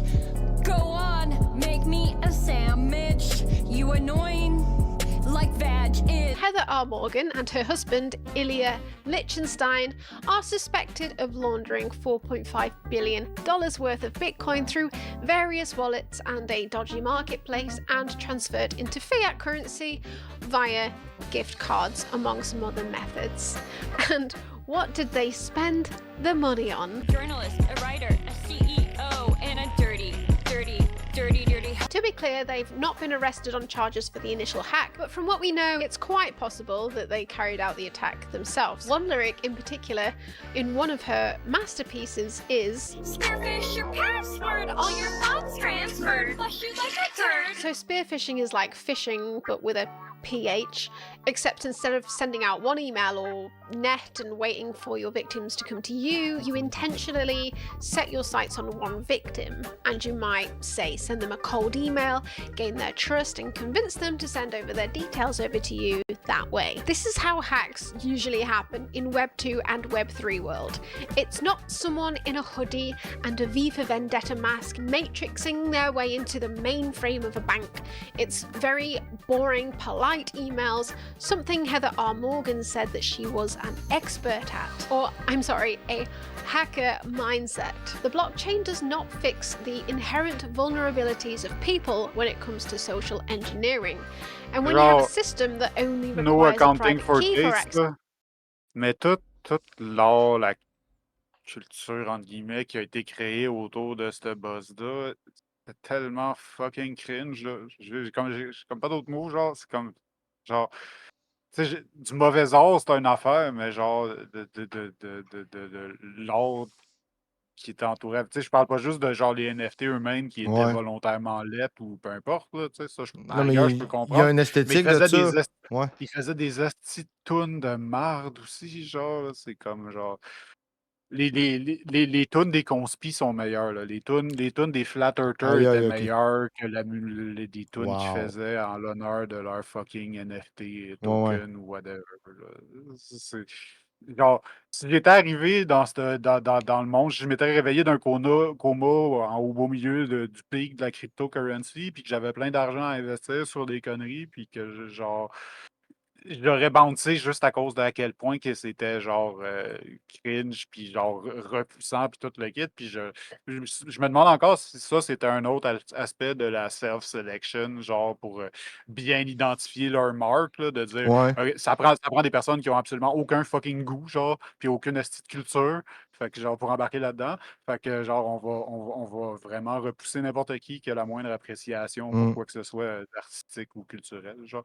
Je me demande encore si ça faisait partie de ça ou si c'était juste à cause des personnes vacueuses qui étaient juste Ben, intéressées par l'argent. moi, je Je sais pense que ça se crée de soi-même, tu sais, dans le sens que, tu sais, plus t'es haut plus t'es proche du scam, plus il faut que tu double think puis que tu te mentes à toi-même. Fait que plus t'es proche de cette médiocrité-là, plus il faut que tu te mentes à toi-même face au fait que cette médiocrité-là, ça constitue une forme de raffinement. Puis je l'ai vu, là, du monde qui C'est font. violent, ça. C'est violent, cette dissonance-là. Genre, t'es Oui, obligé oui. de dire que c'est pas de la merde, mais genre, t'as genre une grosse bouse dans tes mains, là. Oui, T'es obligé de c'est dire ça. que c'est pas de la merde. Non, non, mais c'est comment tu réussis à dire que c'est pas de la merde? Faut que tu réussisses à dire qu'aimer la merde, c'est pas de la merde. Puis le fait d'aimer Ah, la faut que tu te merde. convainques. Non, non, non, mais c'est pas. Convainques Non, non, toi-même, non, non, là. mais c'est ça. Puis il faut aussi que tu te dises que aimer ce que les autres aiment pas. Tu sais, le fait que les autres disent que c'est de la merde, c'est ça qui fait sa valeur. C'est ça Mais l'affaire. genre, t'as investi ton futur C'est ça. financier dans fumancier, dans Ouais, ouais. fumancier, j'aime ça. C'est un porte-manteau de Ah, mais, fumier ouais, financier. mais moi, je parlais même juste au niveau de l'appréciation. D'une telle toune, par exemple, ou de tel art médiocre, là, tu sais, au-delà même de l'aspect monétaire de la patente, là. Oui, oui, il était pas investi dans la toune, mais je veux dire, la toune, elle aidait à Mmh. genre. C'est ça. Access to funds and a pseudonymous system which already has tools built into it for laundering cash, then you've made it even easier for someone to steal $4.5 billion from you and spend it on this. Cause you suck like a vacuum cleaner. Over the 6 years since the hack, either they've been pretty stupid the entire time or they've got sloppy with their laundering throughout the years. Who knows? But when authorities raided their apartment, among hordes of USB devices, cash, and hollowed out books to hide it in, they Ouais, bon found a exemple, burner Toupin. phone in a clear plastic bag labelled burner phone C'est l'exemple and a file on their computer quintessentiel named des NFT. Passport Ideas and a spreadsheet on their cloud account which had addresses of all of their wallets and information about the assets inside of them, and some of them had file names such as dirtywallet.dat. Criminal masterminds. So it's not hard to see how, if you're able to remain anonymous and you don't have to use a complex web of Walmart gift cards to transfer your stolen funds into usable currency, crime on the blockchain is actually inherently incentivized. There is even more incentive for criminals to find bugs in a code, drain people's wallets, and freely spend the stolen crypto in businesses around the world, or for bad actors to hide large-scale ransomware in the code for decentralized apps. It's anonymous, private. So it's pseudonymous, meaning anyone who finds your wallet address can easily see your entire transaction history. And as soon as that wallet address is associated with your identity, that's your transaction history available on a public ledger for everyone to see. And that's not to mention that if someday, miraculously, Ethereum's smart contracts actually have some sort of utility, all of your data will be on the blockchain in order for it to work. Your mortgage, your medical records, everything you've ever posted on social media. Say perhaps someone doxed you or posted revenge porn. It's immutable on an append-only database, unable to be deleted. Allows money to be sent around the world instantly. Delays in international wire transfers are mostly down to checks for fraudulent activity. The only reason you'd ever have an issue with this is if Il y a you des were a apps pour criminal or faire le an revenge porn. Puis là, il pourrait mettre, genre, le mettre immutable sur un média social, genre. Genre, sans même que, genre, t'aies consenti à ce que cette image ou cette vidéo-là ait été fait, genre, à aucun moment. C'est Oui, oui, genre. on vit dans un monde où je peux demander carrément à une AI de faire de la child porn avec ta face, là, tu sais. Il y a, Ben, il y ouais, a ouais, des ouais. il y a des moyens de Tu peux, contourner les protections des AI puis tout ça, tu là, peux tu sais, faire ça, tu peux. Ben, c'est parce qu'il y a des applications Mmh. AI ouais, Ben, en tout cas, genre. ça Après sera. ça, les disséminer, c'est une autre histoire, mais il y a des Ouais, applications AI qui existent, tu peux juste prendre n'importe qui, puis ils vont faire. ouais. Ben là, ouais, je sais pas. Ben, non, mais Je sais pas pour le child porn en particulier, là, non, c'est mais un niveau, ouais, ouais, non, genre, c'est ça. Ben, tu sais, je prends un exemple, tu sais, extrême, là. un niveau de Oui, oui. depravity auquel je n'avais même pas pensé. Je vais Ouais, faire ouais, des non, non, mais cauchemars à soir. ouais, ouais, Merci, non, non, merci. mais c'est ça, là, je prends un exemple extrême, mais c'est de dire, on en parlera là, quand on parlera d'AI, mais il existe des moyens de contourner les sécurités d'AI en la matière, là, tu sais, en matière de trucs illégaux en général, là. Fait que c'est comme, tu sais, il y a du monde qui réussissent à teacher des AI pour faire des affaires que tu fais comme, OK, ouais. Fait que, tu sais, quelque chose Ah comme ouais, ça, là, le tu sais, comme AI, tu il dis, s'en une calisse, revenge là, je veux porn, dire. tu sais. Tu sais, c'est ça, C'est ça. une revenge porn, là, tu sais, de ce type-là, là, tu sais, je dirais. Tu sais ce qu'on dit, si tu y as pensé, il y a quelqu'un sur Mais là, Internet j'appellerais qui. pas ça du revenge porn, là, on va juste appeler ça de la fucking pédopornographie. En tout cas, Oui, oui, non, non, mais je sais je pas si parle on peut maintenant. dire ces Oui, mots-là, là, mais en tout oui, cas, oui. bref. Mais non, non, mais bref, ce que je veux dire, c'est que quelqu'un pourrait faire de la revenge porn de ce type-là, genre. Tu sais, Ouais, ouais, mais c'est parce que c'est genre. c'est ça, là. T'as déjà un crime pire pour Oui, oui. ce mot-là. Fait que le fait que ça Ouais, soit ouais. revenge ou whatever. Ça Ah, peut ouais, pas ouais. être revenge parce que ça peut pas être consentant. Fait que le terme revenge porn n'a pas besoin d'exister là-dedans. Ah non, non, non, c'est pas ça que je parle. Je parle, mettons, quelqu'un qui ferait de la revenge porn, mettons, qui générerait une scène de pornographie Ah, juvénile je comprends ce que en, tu veux dire. tu sais, Je comprends ce que c'est juste le tout terme. serait généré, là, tu sais, puis tout, mais c'est de dire, après ça, il met ça sur Internet, puis, tu sais, Ouais, ouais, je comprends ce c'est que tu veux dire. C'est juste c'est ça. d'appeler ça du revenge porn, c'est Ouais, ouais, non. redondant dans ce Ouais. cas-là en particulier. C'est déjà inclus dans le mot parce que ça peut pas être autre chose que du revenge porn parce que ça peut pas possiblement être Ouais, non, consentant. ouais, non, non, c'est ça. Ouais, Bref. bref. Mais tu comprends ce que je veux dire, tu sais, avec, tu sais, quelque chose comme ça, là, les ramifications de. C'est hallucinant, là. Puis, tu sais, là, on se doute bien que, tu sais, ça sera pas tout le monde qui va se faire des coups comme ça, mais, tu sais, là, tu sais, on pense à des affaires, là, comme des gens qui ont des, tu sais, qui sont publics, là, je vais dire, à un degré plus que nous autres, là, tu sais, genre des politiciens, puis ça, là. C'est facile, là, scraper la carrière politique de quelqu'un en faisant un fake, là. Tu sais, je veux dire, même si c'est dit après que c'est un fake, là, le mal est fait, là. C'est fini, là. Pour répondre aux interrogations dans Ouais. le chat, là, je me rappelle pas des chiffres précis, mais genre, il y en a fait une batch, genre, comme 2023, je pense. Ou en tout cas, à Mmh. la fin de quand c'était possiblement crédible de sortir des NFT, puis le prix était bon, raisonnable pour genre ce que le marché était. Genre, je pense que c'était comme 99$, quelque chose de même. La deuxième batch qu'il a faite, c'était des hosties de prix de fou. Puis en plus, tout le monde a décroché de ça, les NFT. Là, genre, c'est comme, bon. Ouais. Puis il appelait même dans le vidéo qu'il faisait pour la publicité, qui est absolument dégueulasse et cringe et pas écoutable. Mais bref, dans le vidéo qu'il faisait pour la publicité de ça, il appelait même pas ça des NFT, c'était des cartes à collectionner digitales, mais c'est Mmh. encore la même hostie Ouais, d'affaire. la même shit. Mais ceux-là, ils ont dû se vendre comme moins, là, parce que là, c'était une affaire comme 500$ en partant ou whatever. Là, de Lol. prix de pas d'allure pour Lol. genre quelque chose qui est même plus, genre, c'est même plus dans le zeitgeist de personne, les NFT, là, c'est comme mort. Là. Ouais. Ça va tout le temps revenir, là, c'est une nouvelle forme de cross, c'est comme les MLM, on s'en Ouais, débarrassera c'est ça. jamais, là, mais genre, c'est plus Ouais. in de faire ça. C'est pas dans le zeitgeist présentement. Ah, écoute, Genre, moi, je. même la première match qu'il a faite, c'était comme à la limite de quand que c'était cringe, Ouais. whatever.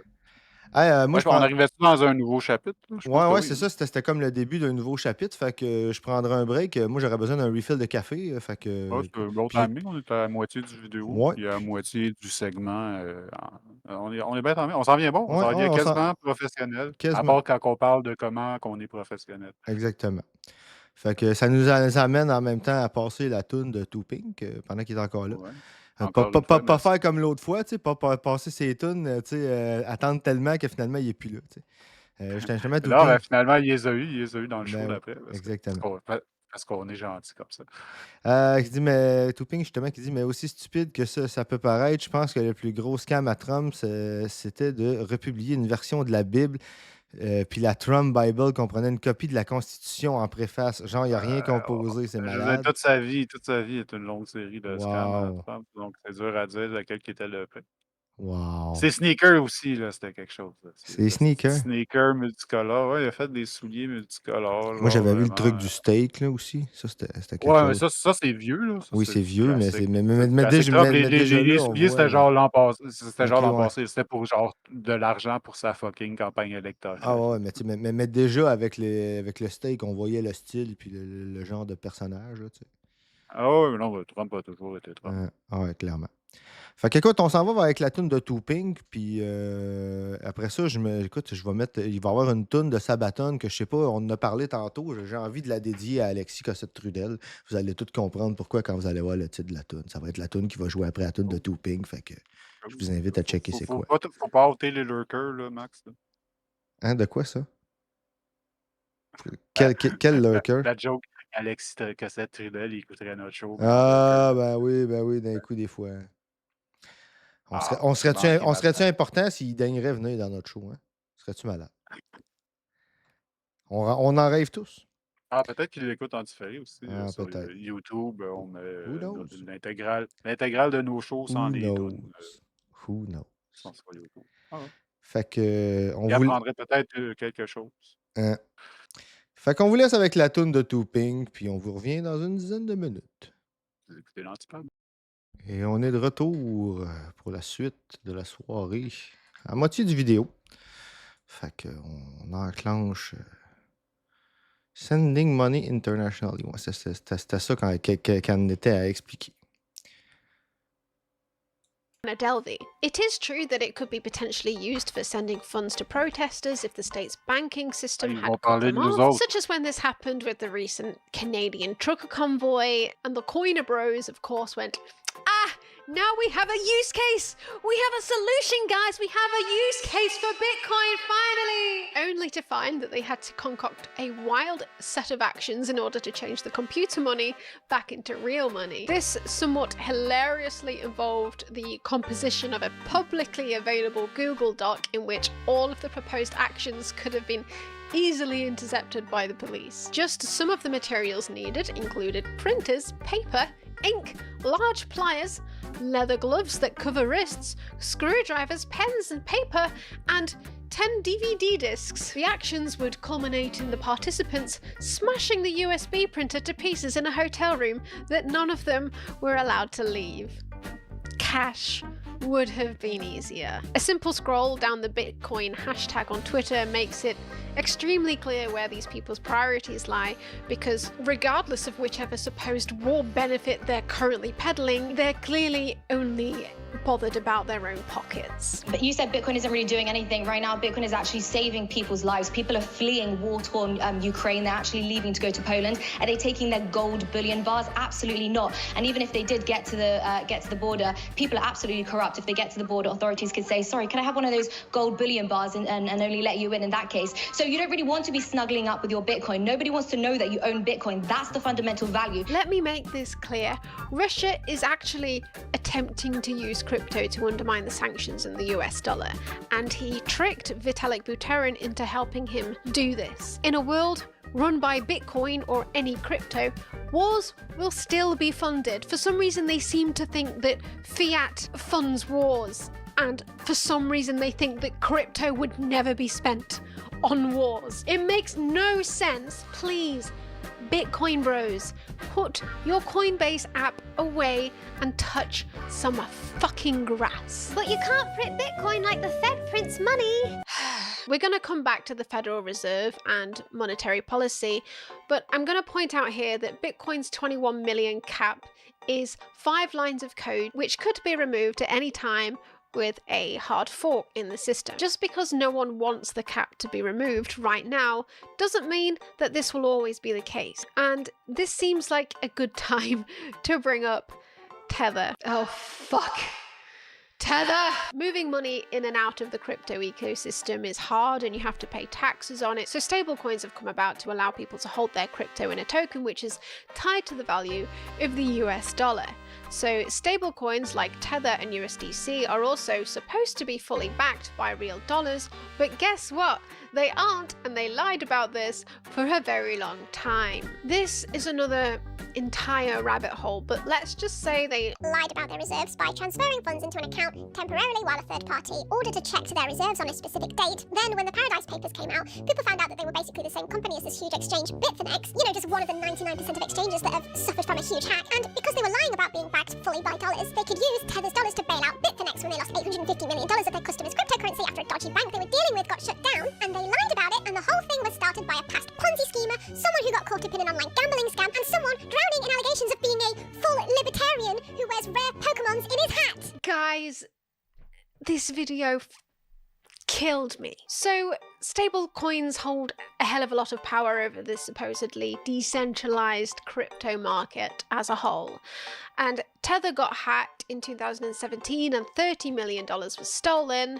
And in response to this, they hard forked the Omni blockchain that Tether resided on. And because Tether decided that even though the blockchain was saying the funds were in the hacker's possession, they decided, well, that's not what the blockchain should mean, because decentralization means fuck all in this business, and it is a marketing buzzword to get you to buy into this system. Because Tether has got so much power, they could do this without using the usual mining consensus vote, because all of the exchanges were in their pocket. You get me? A company that is powerful enough will fork the chain that it sits on, and this will always be the case in the crypto space. And then it was found that Tether manipulated the price of Bitcoin in 2017 by buying large amounts of it when it was declining with its own reserves. Cool, so you've basically recreated an unreserved central bank in your own little magic computer world that's completely manipulating the market. But one that seems En gros, ils ont acheté du Bitcoin avec leur propre crypto. Puis ils ont... Avec ou peut-être même avec l'argent que théoriquement Ouais. le Tether est acheté dessous. Tu sais, la valeur, Ouais. la valeur boursière, whatever. Là, parce que c'est compliqué avec genre il y a une Comment partie, snowballer des genre. chiffres? Il y a tout le temps comme genre, c'est des niveaux de légitimité qui Ouais. sont comme construits un par-dessus l'autre. Fait que là, tu pars avec celui que genre, Mm. mettons, le plus légitime, entre guillemets, genre, triple guillemets, quadruple guillemets, c'est les Tether puis les autres stablecoins qui sont supposés tout le temps Ouais. avoir une valeur équivalente à $1 US. Ouais. Dollar, pas Supposé. dollar, un pétrodollar. Puis là, en dessous de ça, ben là, t'as les coins, genre, dont le plus trusté, ça reste Bitcoin parce Ouais. que c'est l'original, genre. Pendant un bout, Tether était bien populaire parce qu'il y avait beaucoup de fonctionnalités qui étaient. C'était meilleur pour genre des crosses comme les NFT puis d'autres affaires. Tu pouvais faire plein de shit avec des. Mm. Comment j'ai appelé ça? Pas Tether, c'était, voyons, Les coins.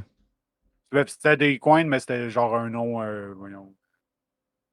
Ça m'échappe, là, mais en tout cas, c'était comme. Le level en dessous de légitimité de Tether. puis De Bitcoin, là, non, mais c'est parce que c'était énervant que ça me revienne pas. En tout cas, bref, plus tu descends là-dedans, plus que les coins, ils valent de la merde. À un moment donné, ça s'appelle même des shitcoins, genre. Puis, genre, tout ça, c'est construit comme un par-dessus l'autre. Puis là, comme le niveau de légitimité en plus, ben là, t'as toutes les affaires, comme les NFT, genre, puis c'était surtout les NFT, mais il y avait comme d'autres variations de ça, comme les jeux, les crypto games, puis tout, qui étaient basé sur l'espèce de corrélation douteuse entre les coins puis les NFT, qui Ouais. était basé sur la corrélation douteuse entre les coins puis les stablecoins, puis les coins puis les stablecoins, ben c'était genre à tout moment, ça pouvait valoir n'importe où entre 0 puis $1 parce Mm. que parce que le fait que ça valait c'était pas backé par du vrai argent. De Mm. base, c'était même pas backé par des réserves en coin.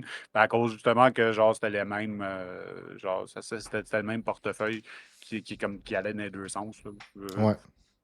Fait que, ouais, c'est ça, le fait qu'ils aient racheté des bitcoins pour flotter la currency principale pour empêcher genre, leur propre stablecoin de sinker parce que là, ça Ouais. aurait fait une discrepancy en valeur avec l'argent, puis il n'y avait pas de moyen pour renflouer ça. Ben là, ça, c'est fucking illégal. Là. Ouais. C'est genre. C'est clairement un scheme. T'affectes toi-même la valeur du produit que t'achètes puis que tu vends. Tu joues avec.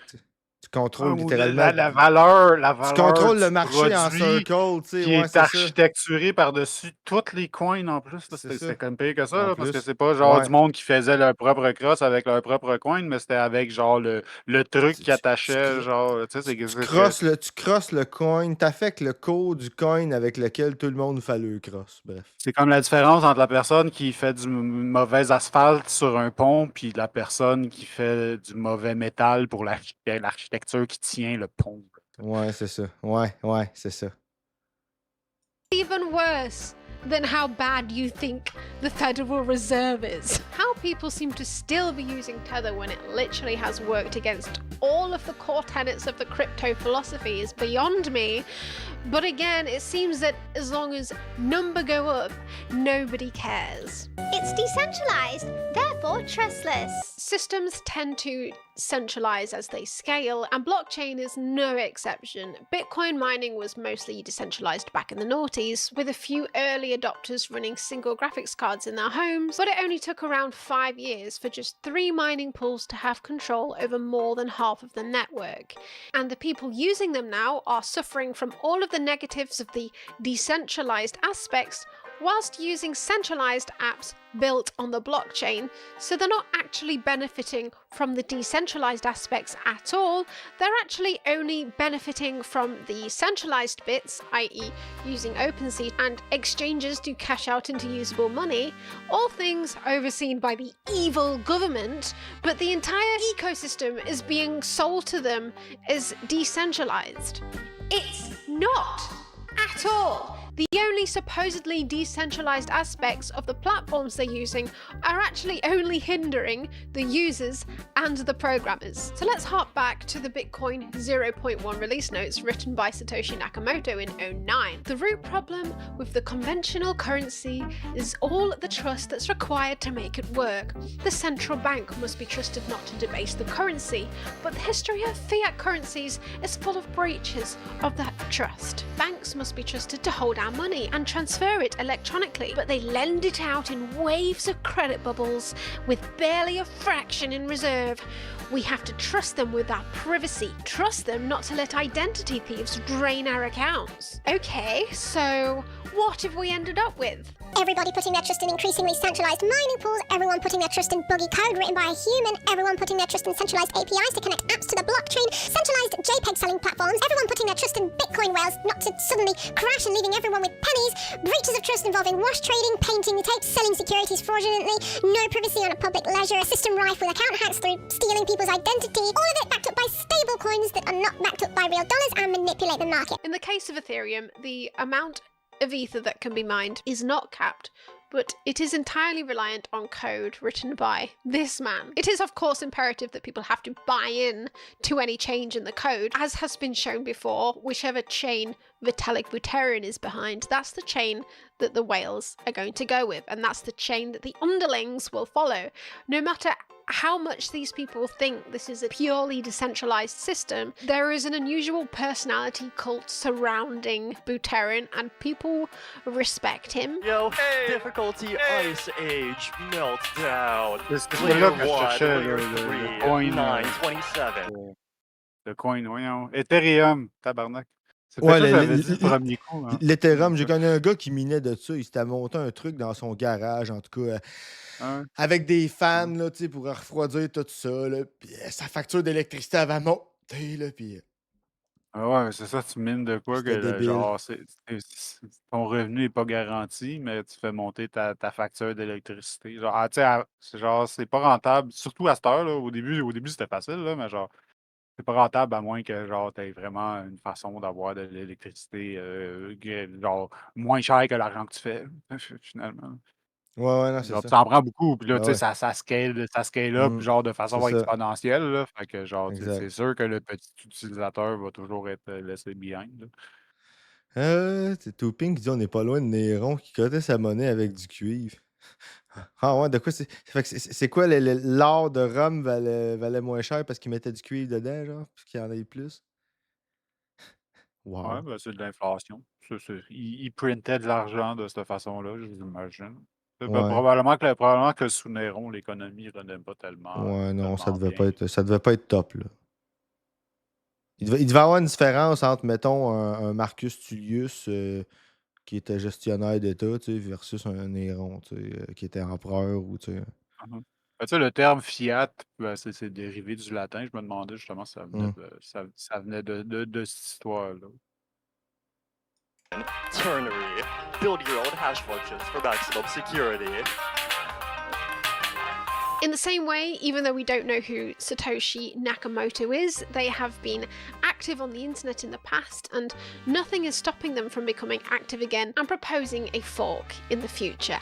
And being the owner of an estimated $73 billion worth of Bitcoin, or 5% of the total supply, I wonder whether people would choose the fork that Lord Satoshi proposes or the one that tanks in value. Sounds super decentralized to me. In the case of blockchains planning on moving to a proof of stake system, the consensus vote on the chain are given to the proportion of the amount of money you have, meaning wealthy individuals and companies can effectively fork a chain to their preferred code if they achieve more than 50% of consensus votes. And with Bitcoin's wealth distribution looking similar to that of North Korea's, does that sound entirely impossible to you? It's incredibly difficult to get a coiner bro to engage with any of these arguments. However, I've seen enough MLM Huns in my time become convinced that their shitty face creams are God's jizz just because they think it's their ticket out of being fucked in the ass by capitalism,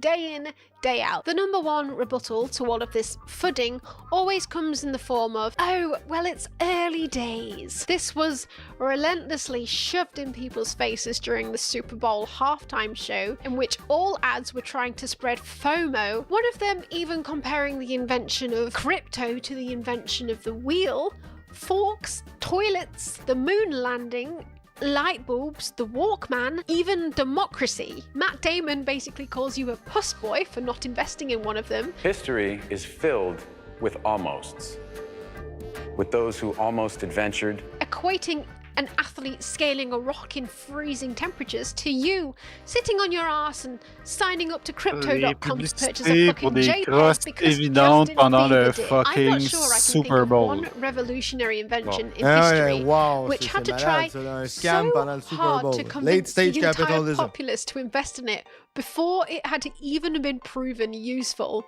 to society. But also calling it early days. We're 13 years in now. In some aspects, I agree, but I at least think there should be some evidence of a tangible use case by now that can't be done on Web 2 protocols. HTML was invented in 1993, so in a way, it's like the 2006 of blockchain right now. And what were we doing on the internet in 2006? I had a MySpace profile, and Matt Damon wasn't on TV telling me I'm a puss boy loser for not using MSN Messenger.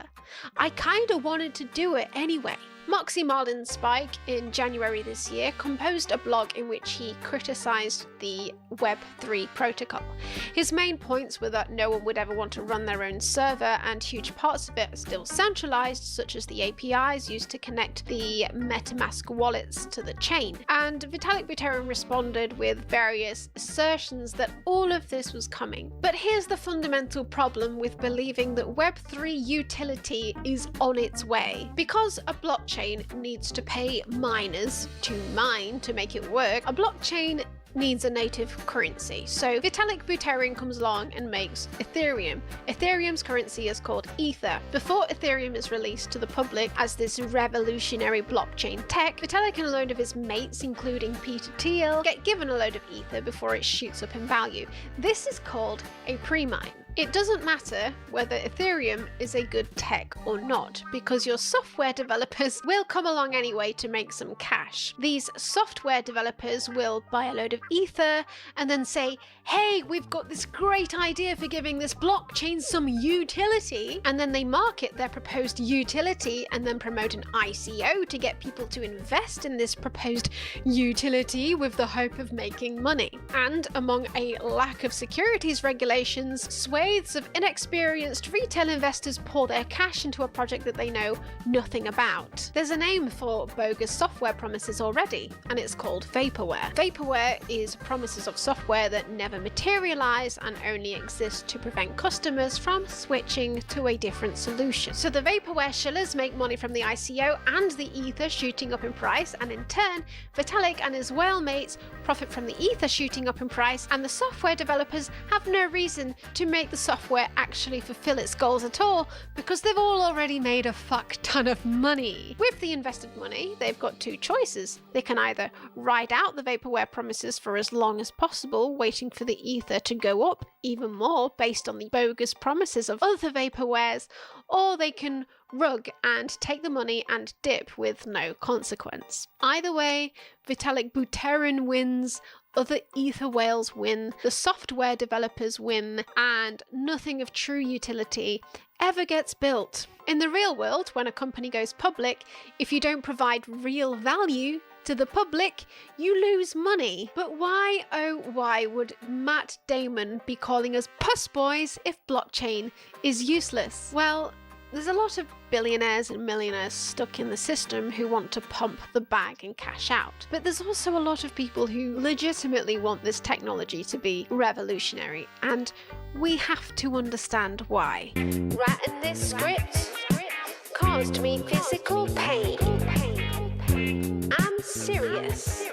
This video broke my brain. Now we have to leave posts on r/Bitcoin. Like, I think the Federal Reserve actually introduced some beneficial fiscal policies. Just to feel something again. Philosophy behind Là, c'est pas trop Bitcoin pire, tu is sais, parce all qu'on regarde ça depriving the avec un certain recul, là. C'est pas la folie furieuse, mais genre, Ouais, c'était quand t'es comme. pendant, là, ouais. Ben, tu sais, c'était pas pendant le pic, là, mais c'était comme pas longtemps après, genre. C'était genre quand que. Genre elle, puis d'autres vidéos quand même importantes par rapport au sujet genre des NFT puis de la crypto, genre sorti, c'était vraiment une menace claire et précise. Là, jusqu'où il était prêt à aller, genre, pour que ça marche le reste de l'affaire, là, pour make fetch happen de Mm. force, là, genre. Puis tu sais, le, le endgame de ça, surtout pour ceux qui qualifiaient de maximaliste, là, plutôt, là, le endgame de ça, c'était vraiment de on s'en vient remplacer l'argent, là. Genre, même quand que. Ouais. Genre, tu sais, c'était genre l'histoire de genre Pendant la Pierre crise de Poliev 2008, là, ouais. Pierre Poliev, non, ben là, ça, c'était on s'en vient remplacer l'argent, ça, c'était comme en 2000, genre 21, Ben, ça fait 2022, quand là, même. pendant le pic. Ouais, ok, mais ça fait quand même Ouais. longtemps que j'entends ça, moi, l'idée de remplacer l'argent par de la crypto. Ah Plus oui, longtemps que ça. absolument, absolument. Le cryptocurrency a commencé dans la foulée de la crise Ouais. de 2008 aussi, là. Mais genre, tu sais, c'est comme l'histoire de genre Pierre Poliev qui s'est acheté un sandwich avec du Bitcoin, là, genre, qui Wow. faisait absolument aucun fucking sens either way, ni pour le commerçant, ni pour lui, genre. Mais tu sais, c'est comme pas l'idée que c'est ça. Ouais. Ça va être utilisé Ouais.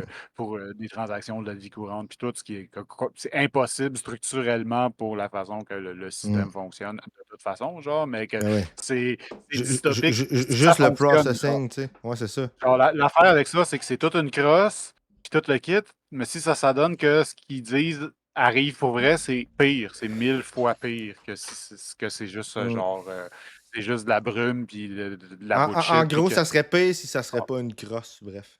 Tu sais, si on Genre, se mettait. les effets, mettons Si ça- les effets, parce Ouais. que ça, c'est genre, contrairement à genre la plus grosse affaire qui blâme genre le fiat currency, comme qu'ils appellent ça, genre, c'est le fait que c'est une devise qui est inflationnaire comme depuis qu'on a l'économie keynésienne, là, ça Ouais. fonctionne comme ça, ça monte tout le temps, là, tu sais.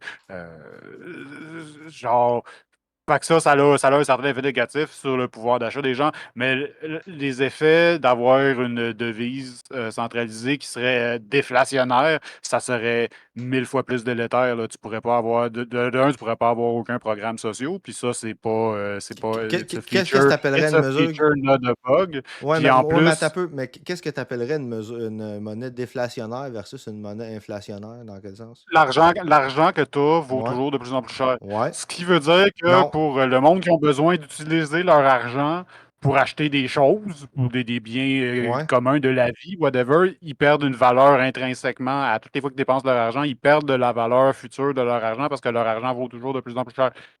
Ouais, Ça, c'est ça, exactement. c'est l'avantage tellement dans la vie, juste les personnes qui ont de l'argent Ouais. font juste s'asseoir dessus. C'est comme l'espèce de rêve de tu mets l'argent à la banque, puis genre, elle fructue tout seul, Ben oui, genre, c'est mais pour comme ça que genre. les riches ont peur de l'inflation parce que ça fait déflationner leur monnaie. Si le même pain, il coûte plus de dollars, ça veut dire que la valeur de chaque dollar a baissé parce que le pain, lui, il a pris la même énergie à produire puis tout le kit. C'est le nombre de dollars qui change. C'est ça. Puis c'est genre, l'affaire, c'est que surtout dans une société de services, que genre, pour que l'économie fonctionne, quand le monde dépense leur argent, Ouais. l'argent prend de la valeur à force, genre, le velocity of money, c'est que l'argent, elle vaut de plus en plus cher à mesure qu'on fait des itérations, puis des achats, puis des Ouais. transactions répétées. Mais genre, la valeur d'une monnaie qui est, qui est déflationnaire, genre, ça s'arrête.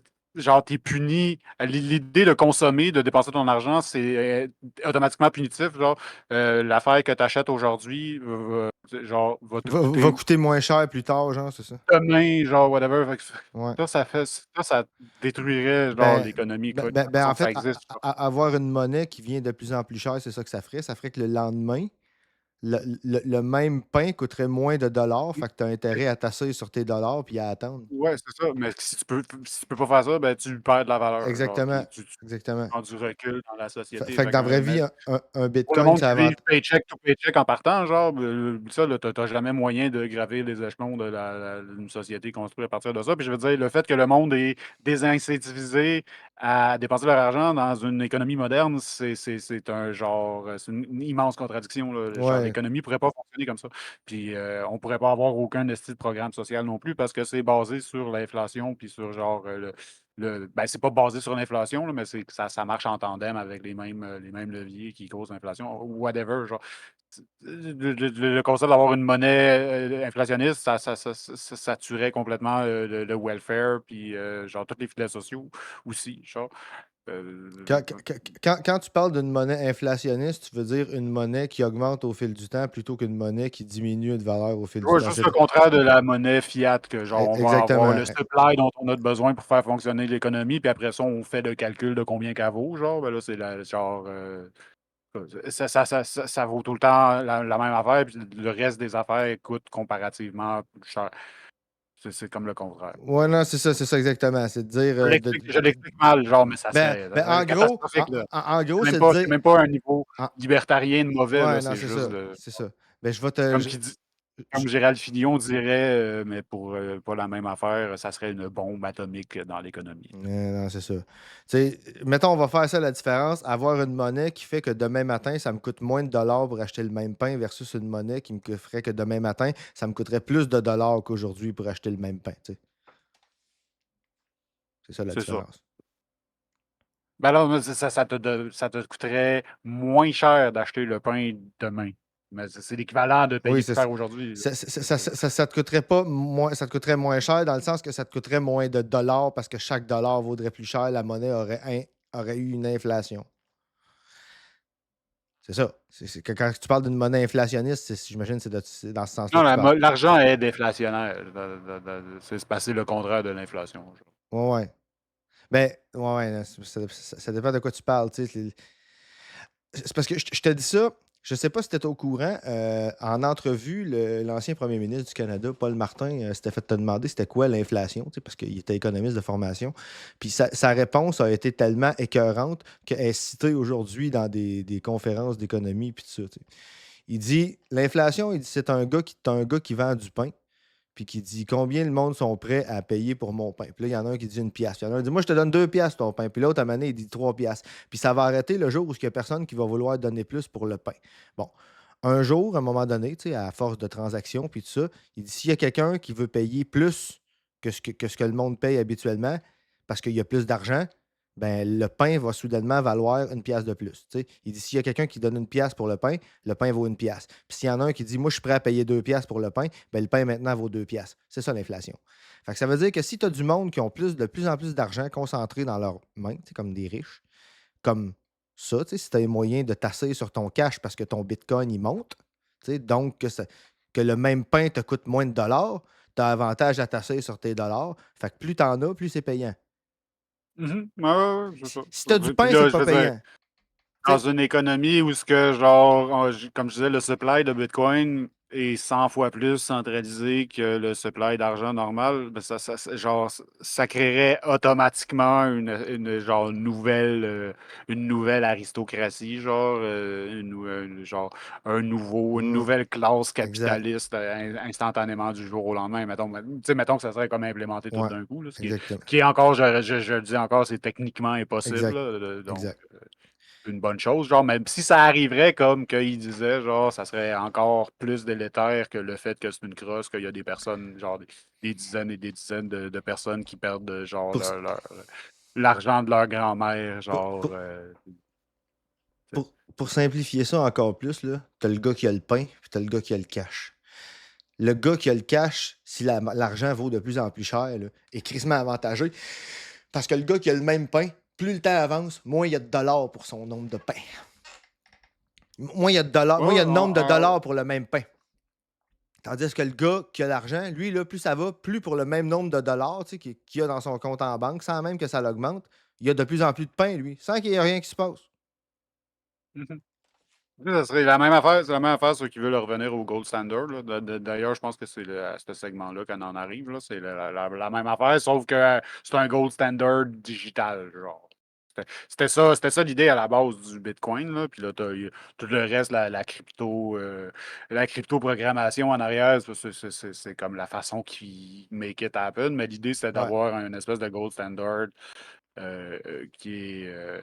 C'est parce qu'il y a tout le temps une limite physique dans le supply de gold. C'est pour ça que c'est écrit dans le code à la base qu'il peut juste avoir 21 millions de Bitcoin à tout moment. Puis là, après ça, c'est ce que ça prend comme cryptographie pour réussir à miner les derniers Bitcoins. Ben, ça augmente tout le temps de façon exponentielle. Fait que tu n'arrives jamais finalement aux 21 millions, mais la valeur relative, elle augmente, là, tu sais, parce que c'est ça le calcul en arrière de ça, C'est ça le scam, tu sais. pour que ça l'émule, en fait, la fonction, genre, exclusive, genre, Limitative d'une ressource sur laquelle on baserait notre monnaie. ouais, c'est ça, la fonction, je cherchais le mot, là, ouais, limitative, on va runner avec ça. J'ai perdu mon mot. C'est asymptotique. Ah. Asymptotique? Je C'est sais pas. une coquille de ta part, ou Pink, ou Asymptotique. ouais, ou c'est quelque chose qu'on connaît pas, peut-être? Asymptomatique? Je sais pas. On va restarter, tu nous répondras, tout Pink. Non, mais je cherche mon mot. C'est un vrai En terme termes mathématiques. mathématique. OK, c'est ce phénomène-là là, que ça devient de plus en plus dur puis que tu n'atteins jamais la fin. OK, ouais. Non, scarcity, c'est ça. C'est une manufactured scarcity. Government of any power over monetary policy. To explain the way that Asymptotique, une Bitcoin limite is qui ne peut être coded, atteinte, the merci. digital mining of Bitcoin is supposed to reflect the mining of gold. So the increase in Bitcoin supply is supposed to happen around the same rate that gold was mined. So back in 2010, you could mine a few blocks an hour on your Pentium processor. But as time went on, the mining of gold got increasingly difficult and slowed down, just as mining Bitcoin gets increasingly difficult as time goes on. And people have to buy more mining nodes and burn down more forests, etc., to get the same amount of coin. If you can prove you've done the work to the rest of the network of computers, you're allowed to enter the little Bitcoin lottery, which awards you with a bit of a Bitcoin. This is exactly what proof of work is. You've got to prove you've done the work, you've got to prove that you've burnt down a forest. Bitcoin is coded to reflect the gold standard. So this is the monetary system we had until the 1930s. And since many coiner bros don't seem to be aware of what happened in history, let's explain this properly. In the roaring 20s, the post-war economy was booming, and the rich were thinking, hey, you know what's even cooler than money? More money. So greedy people thought that buying stocks with the money that they actually had wasn't enough. So they started buying more stocks with bank loans, and the greedy banks were like, cool, more interest for me, bro. I don't foresee any closures happening here. Foreshadowing is a narrative device. Companies were having more money chucked at them than a sexy stripper in a sleazy speakeasy.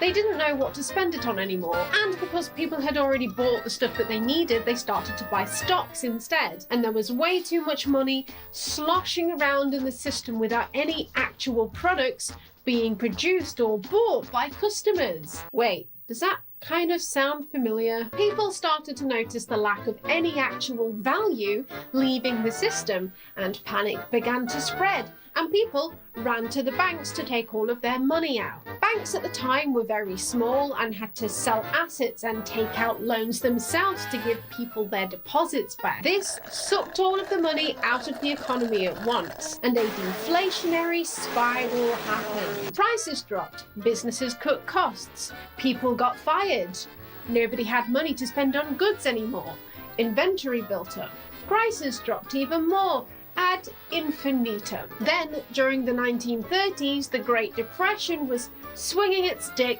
hard in the faces of the poor as unemployment soared. But the Fed Res didn't yet follow any sort of fiscal policy for injecting money into the system. The US and European central banks still followed the gold standard and were refusing to give it up. But the UK was like the cool guy at the gold party.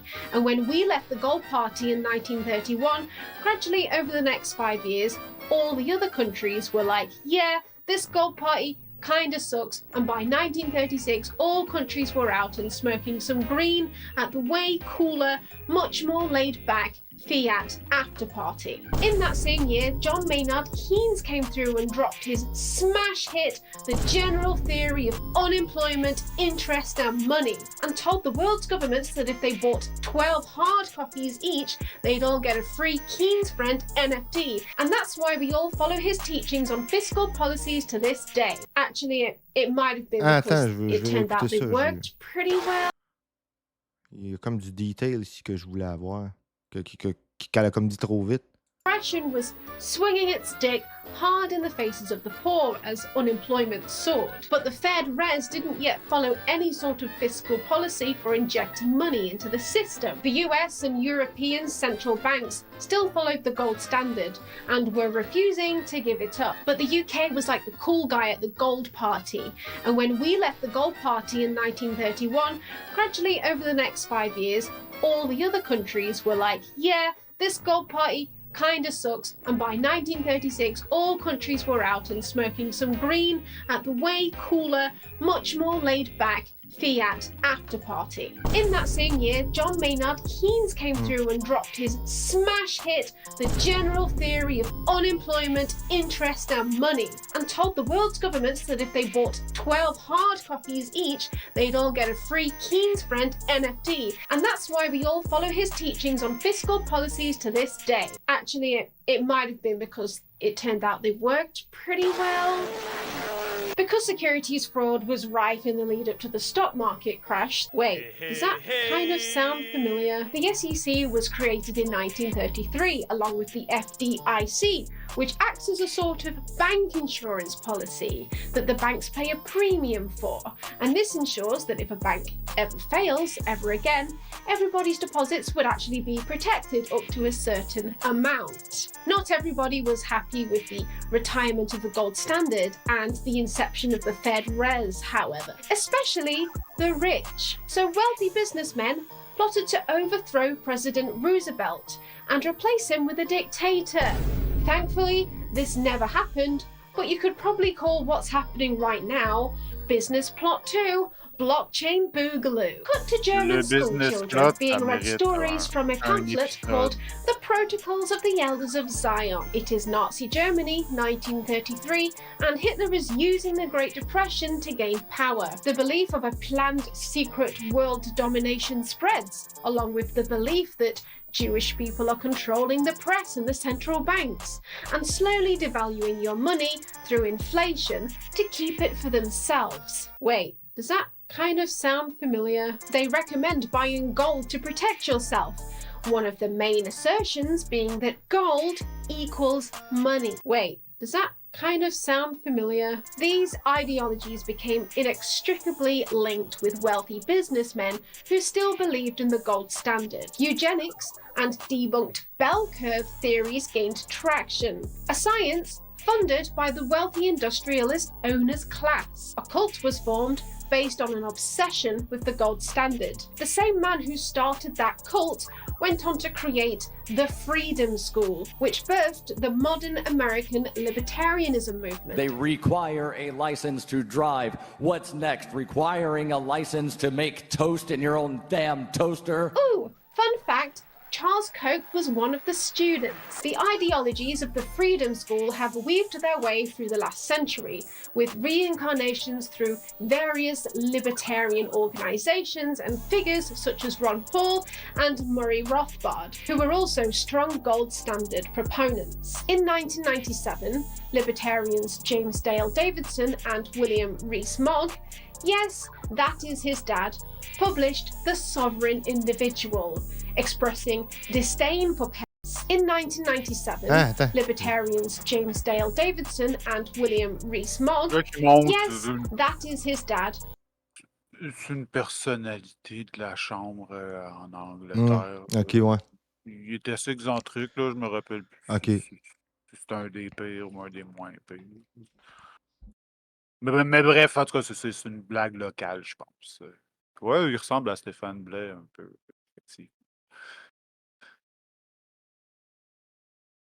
Published The Sovereign Individual, expressing disdain for pesky taxes and pushing a future of sound money via some sort of digital cash. And our mate Peter Thiel loved this so much he wrote a foreword. We'll come back to him. Okay, since the 1930s there have been two main economic schools of thought that fight over the cause of that global financial crash. Keynesians mostly fought to remove the gold standard and introduce fiscal policy, and Austrian school economists or monetarists fought to keep it, blaming governments printing our money for all of our problems. Although various policies from both sides have been implemented over the years, the argument to leave the gold standard behind has prevailed. It is widely considered among economists today that this is what helped lift the economy out of the depression. And look, I am not a fucking economist, okay? I can only tell you objectively what's happened in the past, and that there is 99% consensus among all leading economists today that a return to the gold standard right now would be a pretty fucking bad idea. On the contrary, have any conversation with a Bitcoin bro and you'll soon find that they believe that they've earned a master's level economics degree awarded by the fucking school of Reddit, and they actually believe that a coded in monetary policy devised by one person in 2008 is the answer to everyone's fiscal woes. The number go up brainworms are real. And if you're an r/Bitcoin bro currently writing me a lovely thesis in the comments about the fucking Cantillon effect, I respectfully ask you to instead write your comment out in Notepad on a cheap laptop with Windows XP installed, burn the file to several DVDs, post the DVDs to a neutral third party, then ask them to BlackBerry your comment to a USB printer in a remote hotel room, go to the hotel room and don't leave until you've smashed the printer to pieces with a screwdriver. Selling a hedge against inflation to vulnerable people is not even a new scam. Glenn Beck peddled a scheme in which people would be pressured to buy gold at an inflated price with the promise that it would increase in value over time, using hard salesmen and pressure tactics to convince them that the dollar would be inflated to near zero. The company was eventually forced to refund $4.5 million to customers. The same thing is happening right now with Bitcoin, except this time there will be no one to sue because the salesmen are hexagons on Twitter. When I was researching this section of the video, all videos I could find on YouTube of people arguing that we were on the brink of another global financial crash because of rising driving inflation rates, we're also shilling dodgy looking courses. And this is true of all of the Bitcoin and crypto bros on Twitter. How can you trust anyone to give advice on a stock that they're personally benefiting from? Yet no one in the community seems to give a single fuck, as long as number go up. And the demonization of inflation in the mainstream press, dubbed by Republicans as Bidenomics, merely to use as a weapon against him, is not helping. The use of the words freedom and depriving ordinary people of value, when translated, simply means freedom for the rich, not taking money away from the rich. And it has meant this since the inception of conspiracy theories surrounding the Federal Reserve, and it still means this in the Bitcoin community now. For those in the back, you're parroting the same talking points as Nazis! Over the last 100 years, the Federal Reserve has created bubbles and burst them, enslaved us with debt, and destroyed our purchasing power through inflation. Yes, it's been a wonderful lie. Ah ouais, for le the fameux bankers. pouvoir There d'achat. are striking parallels in Frank Capra's It's a Wonderful Life to the lies and Ouais. tricks that real bankers use.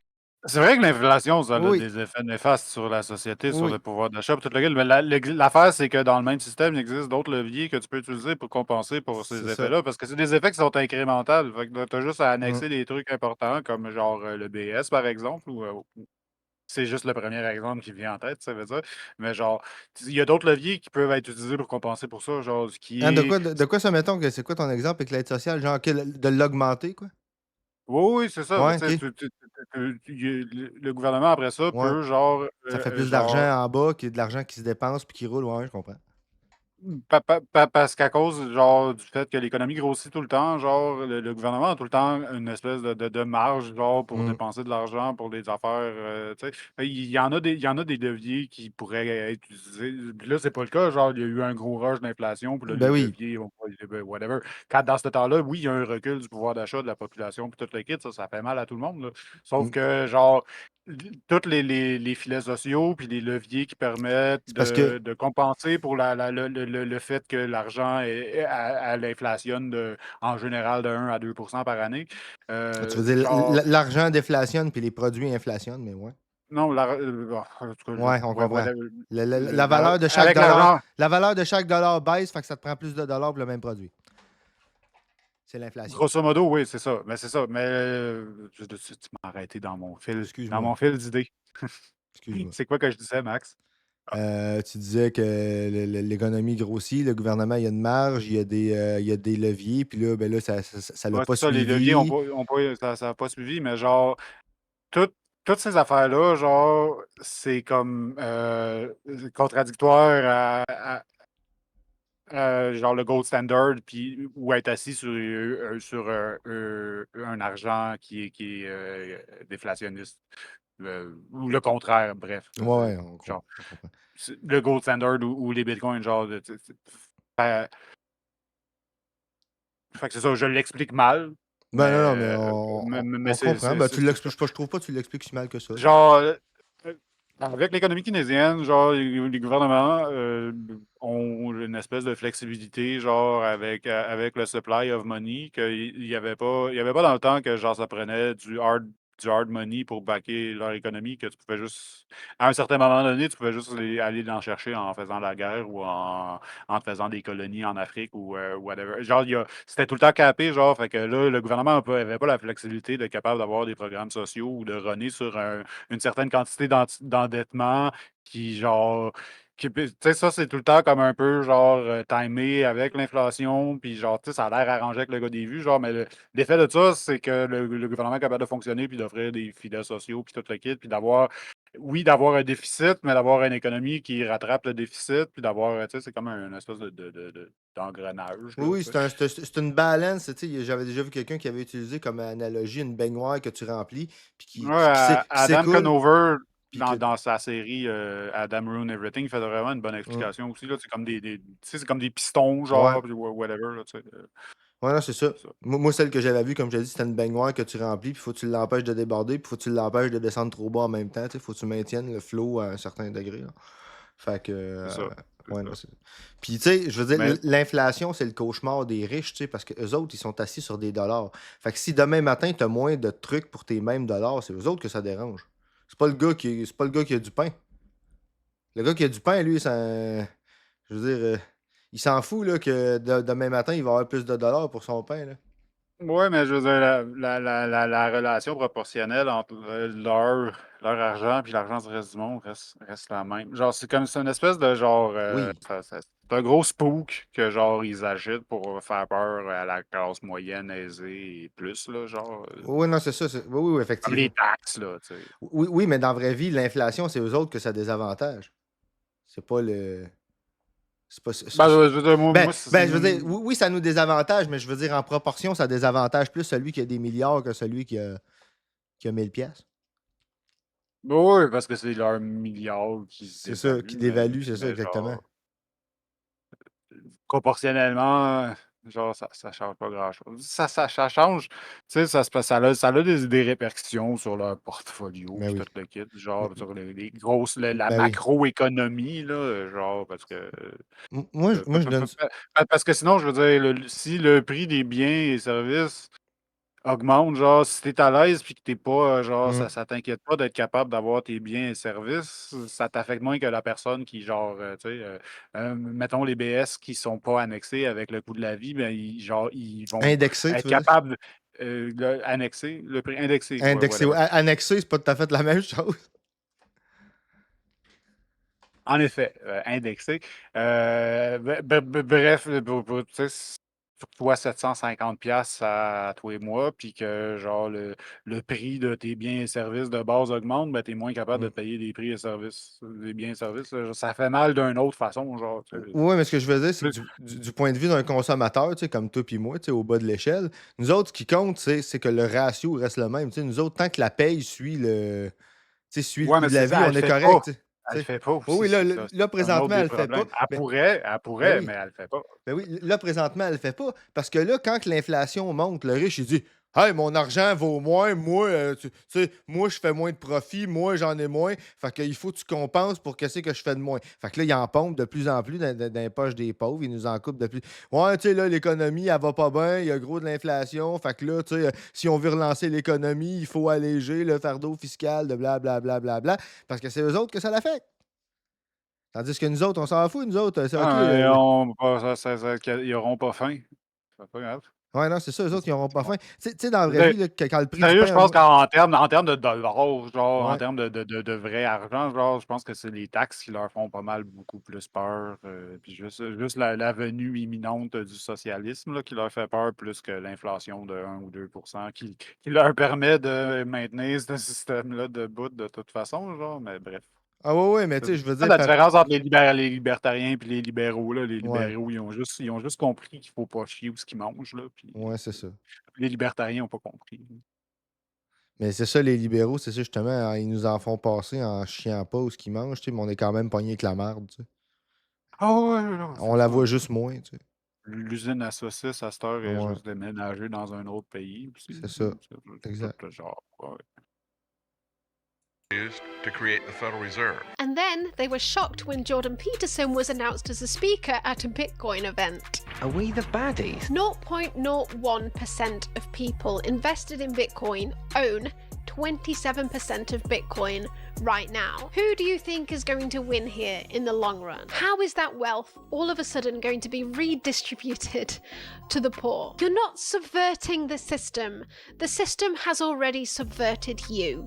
You aren't getting rich, you're buying the Winklevoss twins another yacht. How about the people who are unable to buy a now or benefit from generational Bitcoin wealth? The people who can't afford to buy a now but who would like to have children in the future. Onto Ethereum. To understand Ethereum, I think it would be helpful to provide a quick background on Peter Thiel. In the 80s, Peter was at Stanford University, serving as editor-in-chief of the Stanford Review, a conservative libertarian newspaper. He then went on to co-found PayPal. Thiel wanted PayPal to be what people believe cryptocurrency provides today, Soit dit a en hedge passant, against inflation, except Thiel, c'est le gars facilitated qui by est en giving arrière customers de la easy access candidature to de foreign J.D. Vance. currencies. Là. Ah ouais. C'est le backer à J.D. Vance. C'était le Wow. backer à un paquet de genre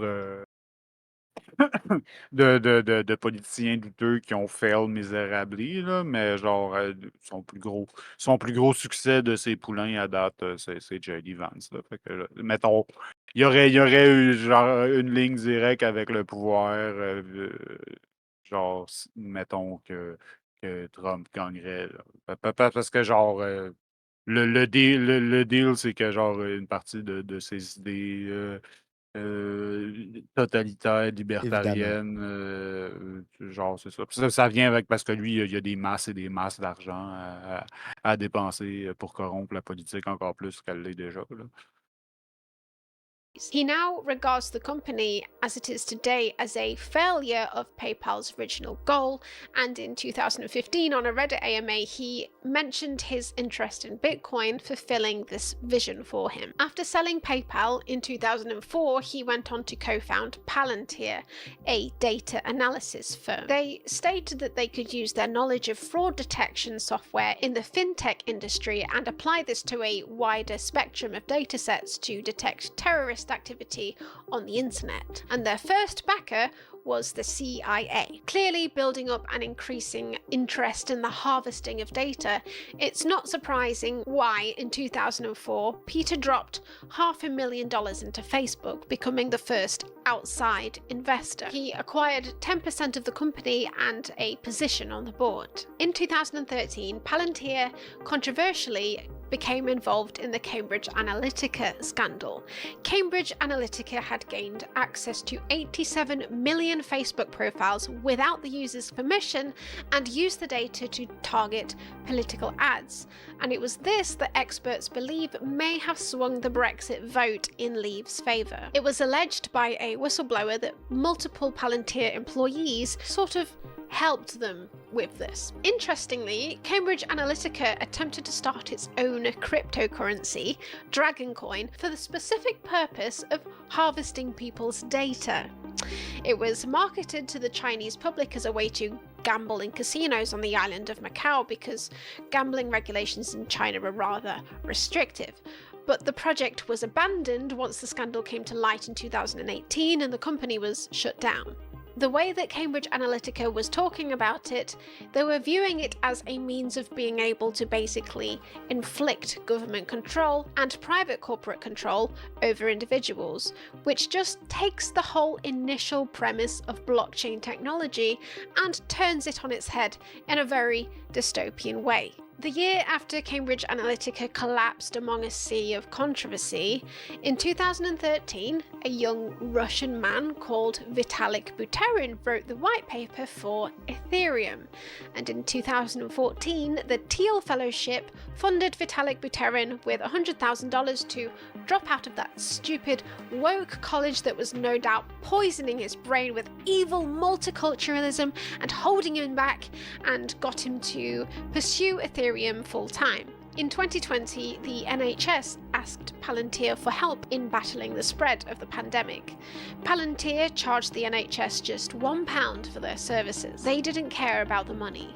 They just wanted the data. The NHS gave Palantir access to millions of British citizens' medical records with which they could train their data analysis models. In 2017, Bitcoin shot up in price when his VC, the Founders Fund, bought an estimated $15 to $20 million worth. I don't think it's a coincidence that the same people who are funding CIA-backed data analysis firms have direct ties to the Cambridge Analytica scandal and are scraping NHS data, are also funding blockchain technology. Do you really think Web3 is going to be about privacy and being in charge of your own data? In 2017, the Thiel network came together in the UK. This is a network of conservative academics, including Jordan Peterson, who are attempting to influence government policy on free speech. Free speech being code for normalizing white nationalism. Palantir's chief of staff has attended meetings with Christian theologians at Cambridge University's Faculty of Divinity, with Jordan Peterson in attendance. Their common concern was the increasing threat from the advancement of a liberal agenda to traditional Christian religious and theological beliefs, including an unnerving fascination with race science. Unknown to most, Peterson seems to be sympathetic to scientific racism despite disavowing far-right views, but tends to only admit this, and in carefully guarded terms, in specific discussions. There are profound and virtually irremediable differences in people's cognitive performance, and that those differences have a very solid biological and heritable basis. The Ashkenazi Jews, for example, have on average a 15-point advantage over the rest of the Caucasian population, which is sufficient to account for their radical overrepresentation in positions of authority and influence and productivity. Of course, that was laid out to some degree in the bell curve back in the 1990s. Peter has now left his position on the board of Facebook so he can spend more time supporting the campaign for Donald Trump's re-election, being Silicon Valley's most outspoken supporter of him. Now we are told that the great debate is about who gets to use which bathroom. This is a distraction from our real problems. Who cares? He's now heavily invested in Ethereum, Bitcoin, and EOS blockchain technology, and in addition has direct control of the most advanced data algorithms in the world. In 2011, Peter's plans of developing a private island free of all government regulation was scuppered when he came to realise that it was not quite feasible. The residents of the nearby French Polynesian islands had argued that they didn't get much say in the proposed plans to build the supposedly self-sustaining islands just off their shore, and only benefited the rich residents wanting to avoid tax. Funny that. This is a phenomenon libertarians have always dreamed of, and it's called seasteading. Innovative political systems could serve humanity better than governments do today. That's why we work to enable seasteads, floating cities which will give people opportunities to peacefully test new ideas about living together. The most successful will become thriving new societies, inspiring change around the world. We're creating this future because governments profoundly affect our lives, and improving them would unlock enormous human potential. The aim Evil of Ethereum, government. it seems to me, is Thiel's second chance at seasteading.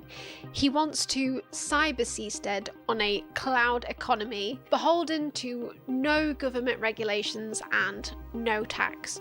But he needs people to jump onto his seastead, and what better way to get people to jump than to tell people that there's treasure on the island? Crypto is worthless as a currency, but it's the perfect marketing strategy. It means Google and Facebook will no longer have all of Silicon Valley's people to jump onto his seastead. And what better way to get people to jump than to tell people that there's treasure on the island? Crypto is worthless as a currency, but it's the perfect marketing strategy. It means Google and Facebook will no longer have all of Silicon Valley's precious data, but the largest companies to build on the blockchain will instead. And they won't be held back by silly regulations like GDPR if they get their own way. And remember, a blockchain is immutable. They'll potentially have access to a much larger pool of data than Google and Facebook have right now. This isn't the masses fighting the 1%. This is the 5% fighting the 1% for data. Sure, you can choose to have an NFT of your medical records on the chain, but we will eventually get to the point where it's made so easy and convenient for you to have, say, your medical records or your mortgage details on the chain that it would be almost stupid not to. We're already on the trajectory towards completely transparent data profiles right now. We purchase more and more devices and download more and more apps every day for the purposes of convenience, and we're beginning to accept that this just means that your data will belong to that company.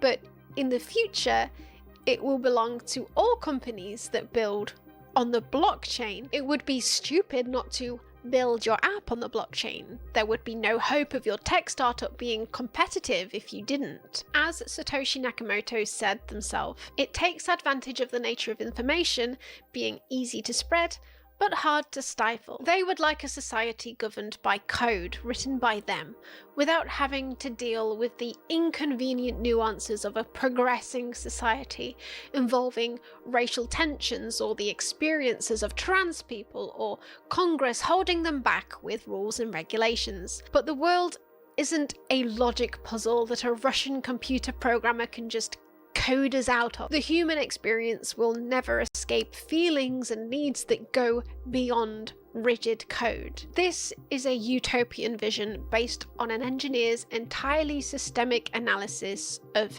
how a society should be governed.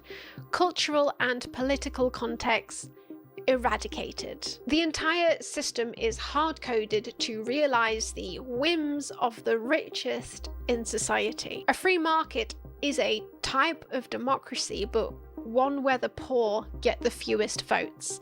And this is exactly how a DAO works, and this is exactly how proof of stake works.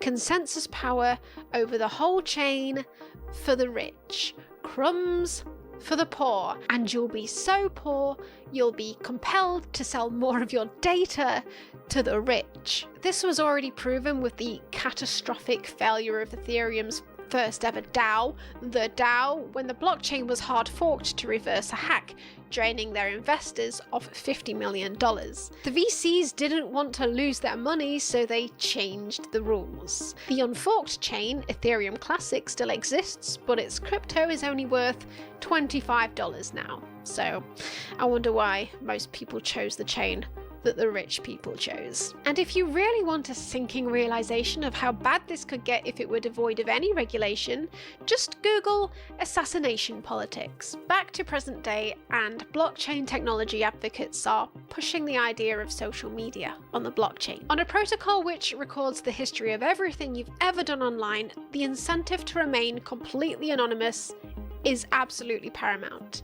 This could give rise to an increase in far-right ideologies peddled online, culminating in terrible situations if left to develop unregulated. It's quite hard to conceptualize what the future they're envisioning would look like right now, in much the same way that someone in the 80s couldn't envision what the iPhone can do right now. So try to think of it like this. Bitcoin wants to be a simple peer-to-peer payment app on your iPhone.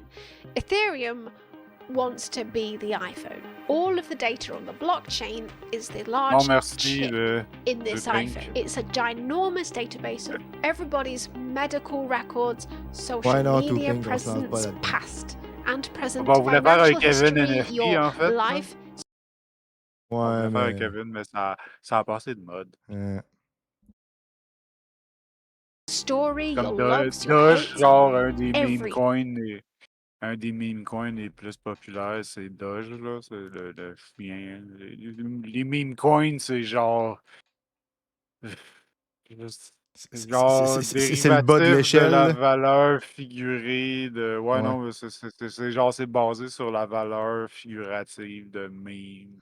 Wow. Là, c'était super compliqué comment t'arrivais à des meme coins, là, mais finalement, t'as genre un des plus populaires qui était backé par Elon Musk, ben, pump et dumpé carrément par Elon Ouais. Musk, là, au travers de Le Doge. Twitter et ou X, c'était le Dogecoin, là. Genre, Wow. C'est donc bien cute. C'est charmant. ouais, c'est ça. C'est pour ça qu'on pourrait on pourrait faire le Kevin Coin. On pourrait faire le podcoin. Ça sonnerait bien. Ouais, ça va. Faut te mettre quelque chose de genre cute et attachant. Based on this ginormous On mettra un database, chat. Ça using marche tout le temps. patterns that AI has found, it can accurately predict the actions of any human being on Earth, even if you go fully off-grid and none of your personal data has been contributed. Now imagine that the DAOs, the large companies that build on the blockchain that will inevitably become very powerful, are the main apps on your home screen. So one of them could be a marketing company DAO. A company could come along to this marketing company DAO, perhaps a pharmaceutical company selling drugs, and they could say to the marketing DAO, I want you to use all the data you have on the blockchain to start advertising my drugs to not just everybody who might need them now, but everybody who is likely to need them in the future. I would like you to plant our brand into their brain 5 or 10 years in advance. Hey, why not maybe push them into becoming addicted to other products that will cause them to need our drug in the future? And then say you might have another app on this Ethereum iPhone called the Military Industrial Complex. So fuck knows who will have access to those powers at that point, but the Military Industrial Complex could be one huge DAO. Based on the data, it could draw out an entire roadmap for invading a country based on its weakest entry points and weakest individuals. It could disseminate extremely intelligent failed propaganda to citizens. The war could be over in minutes. The algorithm would immediately decide who lives and who dies, only responding to votes cast by anonymous and wealthy token holders. And just in case you were thinking this sounds far-fetched, Peter Thiel's company, Palantir, have already had their algorithms used to decide which ICE detainees to arrest. It has been used to fuel the biggest deportation raid in US history, the infamous Brock's 120 raid and the 107-11 raids. He already oversees the algorithms that decide the fates of immigrant families' lives. During that huge US raid, 443 people were arrested, and almost none of them could be prosecuted. Yet there was no human to blame for the poor profiling. Where code is king, you can only blame the algorithm. Oh, and he plans to live until he's 120 years old by taking HGH and blood transfusions from the young. $1 trillion. And now the mark. Oh! Oh! It went to zero! EO!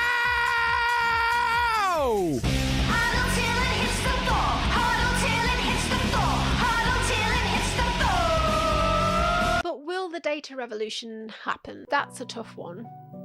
I do believe this is a bubble and that all of the tech is clearly overvalued for reasons I've laid out, but it doesn't mean that it will pop un détail qui n'est pas dans la spectacular vidéo fashion. aussi, là, qui est plus actuel. Ouais. Palantir, la compagnie de Peter Thiel dont tu as parlé là aussi, est utilisée pour faire le AI qui décidait c'est qui frappait à Gaza dans les frappes. Là, celui que j'ai mentionné une couple de fois, là, mais ça aussi, c'est Peter Ouais.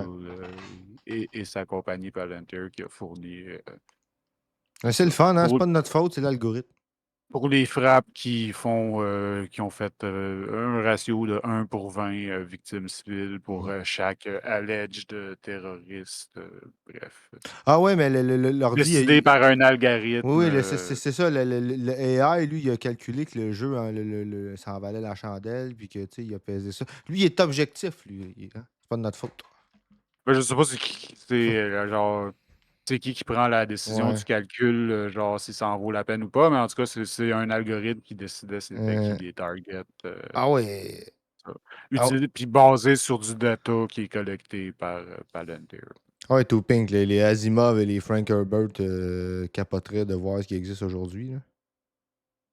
Depending on how long the VCs and the vaporware developers can drag it out. If it does deflate or pop, however, the VC investors will not allow it to leave their billionaire clients in the red. Without access to sophisticated algorithms, retail investors will be left in the dirt. That's just an inevitability. And the worrying concentration of those with far-right conspiratorial tendencies who have bought into these schemes may have the rug spectacularly pulled out from under them, and they're going to get angry. Will they turn to socialism to try and fix these problems?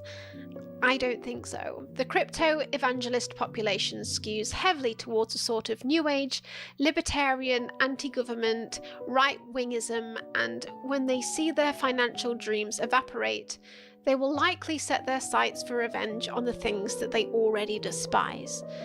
The broad effect will lead to a large number of newly angry, bitter, disillusioned, hopeless people who are too steeped in the culture wars to turn towards working class solidarity, and instead turn towards hate. The delusion that salvation from capitalism can be found in new, more clever capitalism is incredibly seductive and always wrong. We may be forced to integrate this technology into society in the long run, and people like Andrew Yang even believe that it could be a force for eradicating poverty. And to do this, he wants to set up a DAO to lobby the government, one that gives more voting power to the rich. But VCs have been wrong in the past. They said that we'd have air taxis by now to take us to the airport. What we actually got was more traffic, but in a tunnel underground. Oh my, there's a traffic jam. Here's an idea. How about trains? AI, gene editing, robotics, blockchain, and 3D printing are all predicted as being the future. De quoi ça? Pas prévu, mais c'était un callback. On a parlé exactement de ça au début. Début, avant de recommencer. Ouais, les chars, les chars volants, tu sais, ouais. Merci Mooncat. Mooncat aussi aime ça faire des callbacks. Très professionnel. T'aimes pas le fucking Hyperloop? Ouais, l'affaire qu'elle montrait, genre, tu sais, c'est. Genre, il y avait un budget à dépenser à Las Vegas, là, genre, pour faire du transport en commun qui facilitait, aller entre les différentes places importantes, genre, whatever, le centre des congrès, l'aéroport, whatever. C'est-tu Las Vegas? Ouais, je pense que c'est en tout cas. Puis, bref, Elon Musk a fait, ben non, mais faites pas des transports en commun. Moi, je vais vous faire un Hyperloop. Genre, tu vas pouvoir rouler super vite dans ton char, puis ça va être super. Tu n'auras pas de trafic. Puis tout. Ouais. Non, Puis, c'est juste de la merde. Là. Puis il va y avoir un traffic jam, ouais, c'est ça. J'ai Elon Musk, le génie, qui run tout à lui tout seul, ouais. Ouais, c'est ça. Mais finalement, c'est avec un Hyperloop que genre. C'était supposé être éventuellement tous des chars automatisés aussi, puis whatever. Là, c'est juste une affaire que genre. Une belle bébelle. T'embarques dans un one lane super mince, genre, puis tu peux pas, tu sais. Plus tu vas aller vite, de toute façon, plus ça va faire du wear and tear sur tes pneus, puis genre, s'il arrive des accidents, c'est de la merde, s'il arrive n'importe quoi, c'est de la merde, puis il y a pas. Genre, l'autopilote a encore besoin de supervision. Fait que ça c'est genre, il n'y a aucune des promesses genre, de transport en commun. C'est juste des. Puis, Bref, c'est juste des Tesla là, qui peuvent rouler là-dedans. Là, wow. Génial. And they could be right, or they could Made be in Elon very Musk. wrong. But if they're right, it needs to be carefully regulated and seen over by the correct people. Otherwise, we will suffer from unfettered capitalism and rampant inequality in ways that we've never seen before. I have nothing against an automated revolution because this could lead to humans having to work less. And this would mean more time for art, and none of it would be of fucking apes. But in the hands of the people that it's in now, it could lead to an elitist class and jobless masses. AI, Currently, 47% of US jobs are threatened by automation, and this could go up to 80%. And with an economy based on digital ownership and smart contracts, the elite could collect royalties on every transaction. The idea of renting digital assets from an owner class is already being thrown around. If left to its own devices, I think that this could lead to some sort of tech neo-feudalism. Or, you know, it's probably nothing. Web3 wants to take politics, as we know, out of many things, but not to be neutral, but to take democratic rights and rules for participation away. When only the code decides, and there is no place for debate and political struggle, how do the disenfranchised get heard?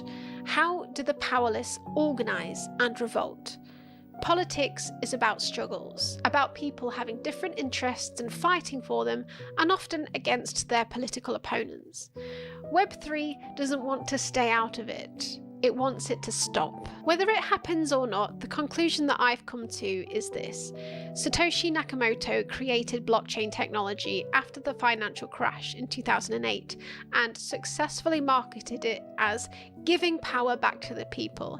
And people still believe that to this day. But the people behind blockchain technology didn't want to help the protesters of Occupy Wall Street. They wanted to be the people on the balcony with the champagne. But if the bubble pops, OpenSea will be pretty much worthless, so I might buy it and change the code to redirect everyone's NFT JPEG links to GoatSea. Full circle, baby! Ça, je vais faire le lien entre genre les deux vidéos qu'on a regardées. Là. On peut rire du côté que c'est des scams, puis le monde ordinaire qui a investi là-dedans, puis tout, genre, ont perdu des quantités astronomiques d'argent, Ah ouais, puis mais whatever. moi, je ris pas On peut rire du ridicule de tout ça. Non, mais je veux dire, le Schadenfreude ou peu importe. Genre.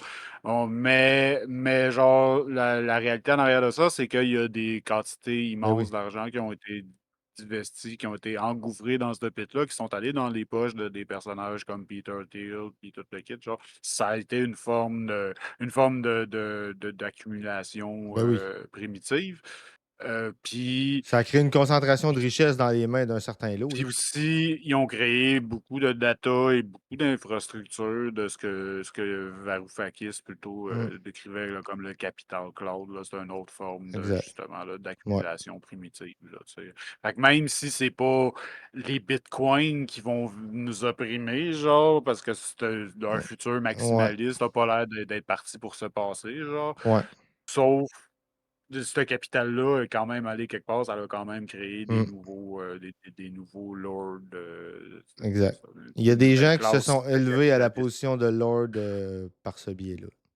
Puis c'est ça. Puis peut-être des positions clés, justement, dans l'avenir en tant que genre le possesseur de capital cloud, puis de beaucoup de data, puis tout le kit. Mais en tout cas, le data, puis le capital qui a été extrait par ça, lui, va continuer à nous opprimer dans une forme ou dans l'autre. C'était peurant quand tu penses à ça, comment, je vais dire, la richesse en ce sens, de le pouvoir, puis l'argent que je vais dire que tu as dans la société, il s'en crée sur rien comme ça, sur une espèce de snowball qui snowball sur soi-même, qui snowball soi-même sur quelque chose d'autre, qui snowball sur soi-même sans fin.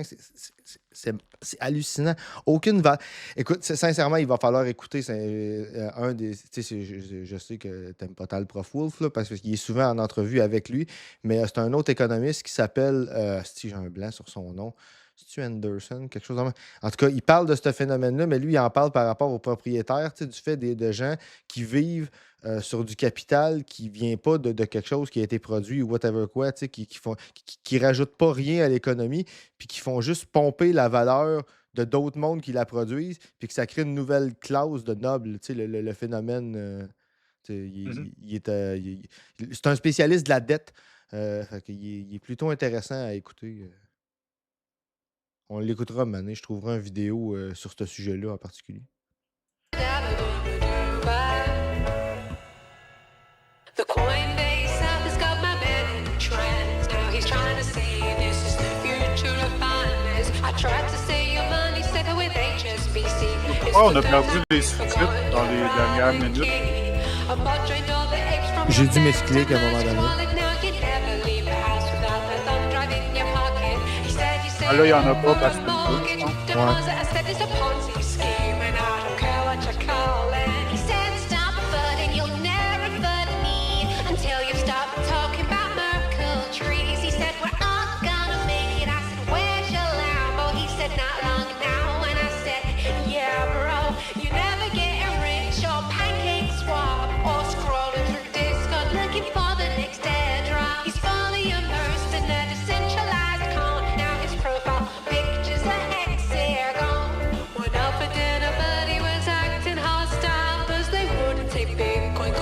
Fin de soirée, à quelle heure?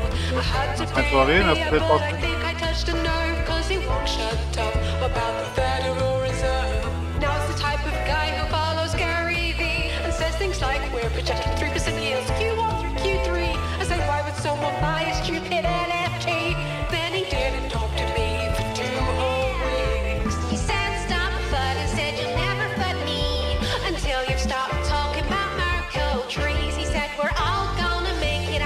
Les vidéos de mon 4, je les écoute avec un peu. C'est nice, moi. Ah, beaucoup de talent, moi.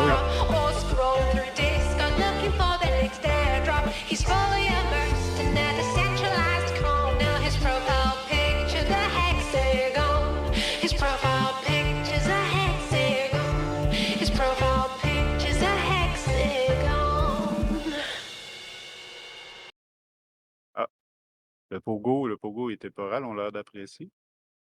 Bonsoir, bonsoir le pogo. Bien le Je sais bonsoir, pas, le pogo.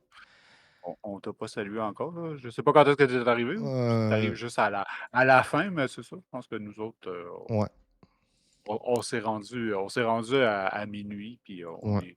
on était bon de l'avoir fait. Le niveau d'énergie auquel on est parti, là, Ouais, mais ouais, ouais. encore là, le fait d'avoir des amis avec nous, ben, ça nous a aidé à. Ah ouais, Ça a monté notre niveau d'énergie exact. à mesure que la soirée avançait. Mais moi, je te dirais que je commence à être fatigué. Mettons, moi, c'est ça, la soirée était rough hier, fait que. Ah ouais, non, c'est ça, regarde, pour un gars sur une brosse, ça n'a pas tellement paru. Ben, sur un lendemain de brosse, Ouais. je veux dire. Mais tu sais, j'ai quand même, tu sais, j'ai dormi, là, mais tu sais, c'était rough, tu sais. Ah, le sommeil, Hein? le sommeil, la pression permanente du sommeil pour les personnes qui ont, qui ont de la misère à dormir Hum, ou à avoir du bon sommeil régénérateur. effectivement, C'est c'est permanent, un mais luxe. ça, c'est ça, c'est une chose. Quand on en a un peu, on le prend.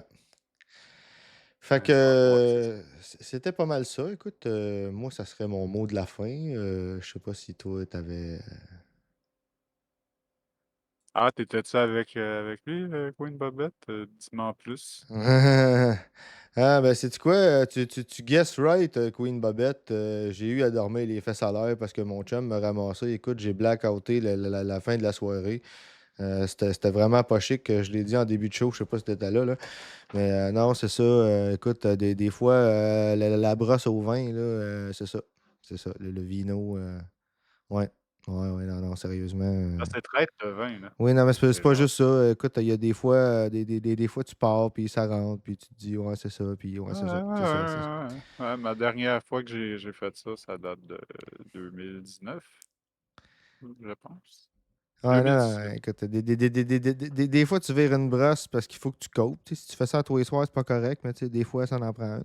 Ah, écoute, Fait que c'est pas nécessairement malsain, même si c'est du Ouais, non, poison que ton c'est ça. estomac a rejeté violemment. Ouais, ouais, non, c'est ça, exactement. Oui, oui, non, effectivement.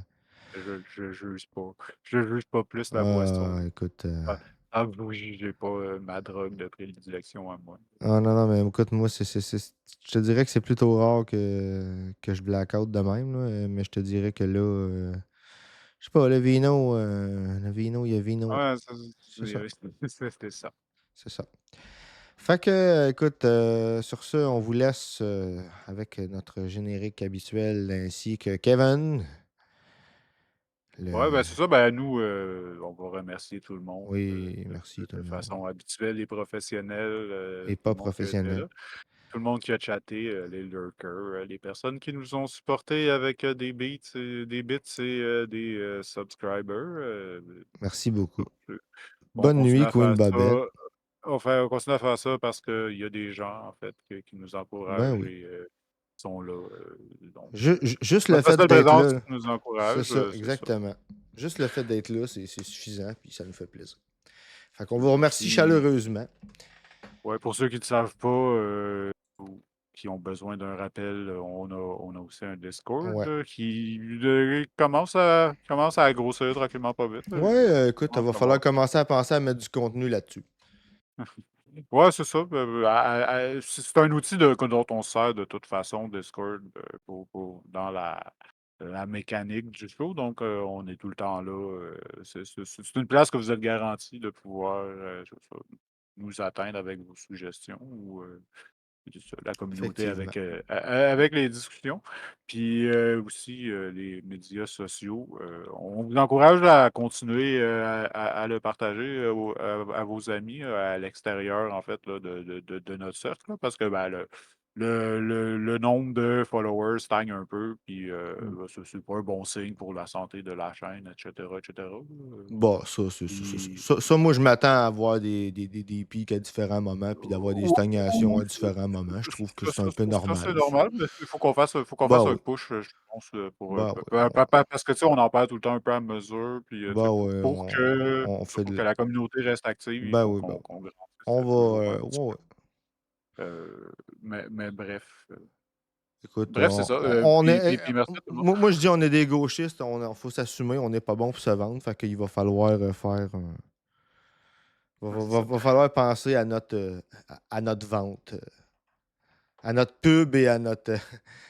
Va falloir engager une compagnie qui fait de la collecte de données puis demander à un algorithme de prédire quels seraient nos meilleurs. Non, OK. Non, on Ouais, fera c'est pas ça. ça. En attendant, je fais mon possible avec cet aspect-là du show. Exactement. Alors, non, nous autres, on fait ça vraiment old style. On y Puis, va. on fait tout, c'est tout des ici, c'est tout do it yourself. Ah oui. Comme je disais, c'est ça qui fait notre charme. C'est très sympathique. digne. Très digne. Ça fait penser à du vieux PBS des fois, quant à moi, Mhm. puis j'aime bien cette vibe-là. Bon. Écoute, c'est communautaire. C'est pour ça que c'est un groupe de support pour orphelins politiques. Mm. Comme je Puis dis tu viens encore de disparaître. donc, Visuellement, mais on a encore la voix. Yeah! des personnes pour faire rouler une communauté. Fait que vous finissez sur la voix fantôme de Gab, qui a disparu, mais dont la voix est Ah, j'ai encore là. disparu. Oui, t'as Mais vous disparu. m'entendez encore? Ben Ah, oui! c'est un bon moment pour avoir des problèmes techniques. En Ça plein ça. finissait.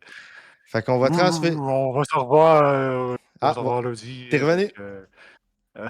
avec un peu d'actualité et Ouais. peut-être d'autres technologies Ouais. si c'est ça, un peu de big tech si on n'a pas une autre idée qui nous pop Ouais. dans la tête et Ma- c'est ça, les aspects de l'actualité qui ont piqué notre curiosité pendant la semaine. Ouais. Puis moi, Encore là, on vous encourage. On vous encourage, si vous voyez quelque chose d'intéressant que vous voulez qu'on dissèque un Absolument. peu dans Absolument. l'actualité, Ouais. on vous encourage à envoyer des suggestions dans notre Discord.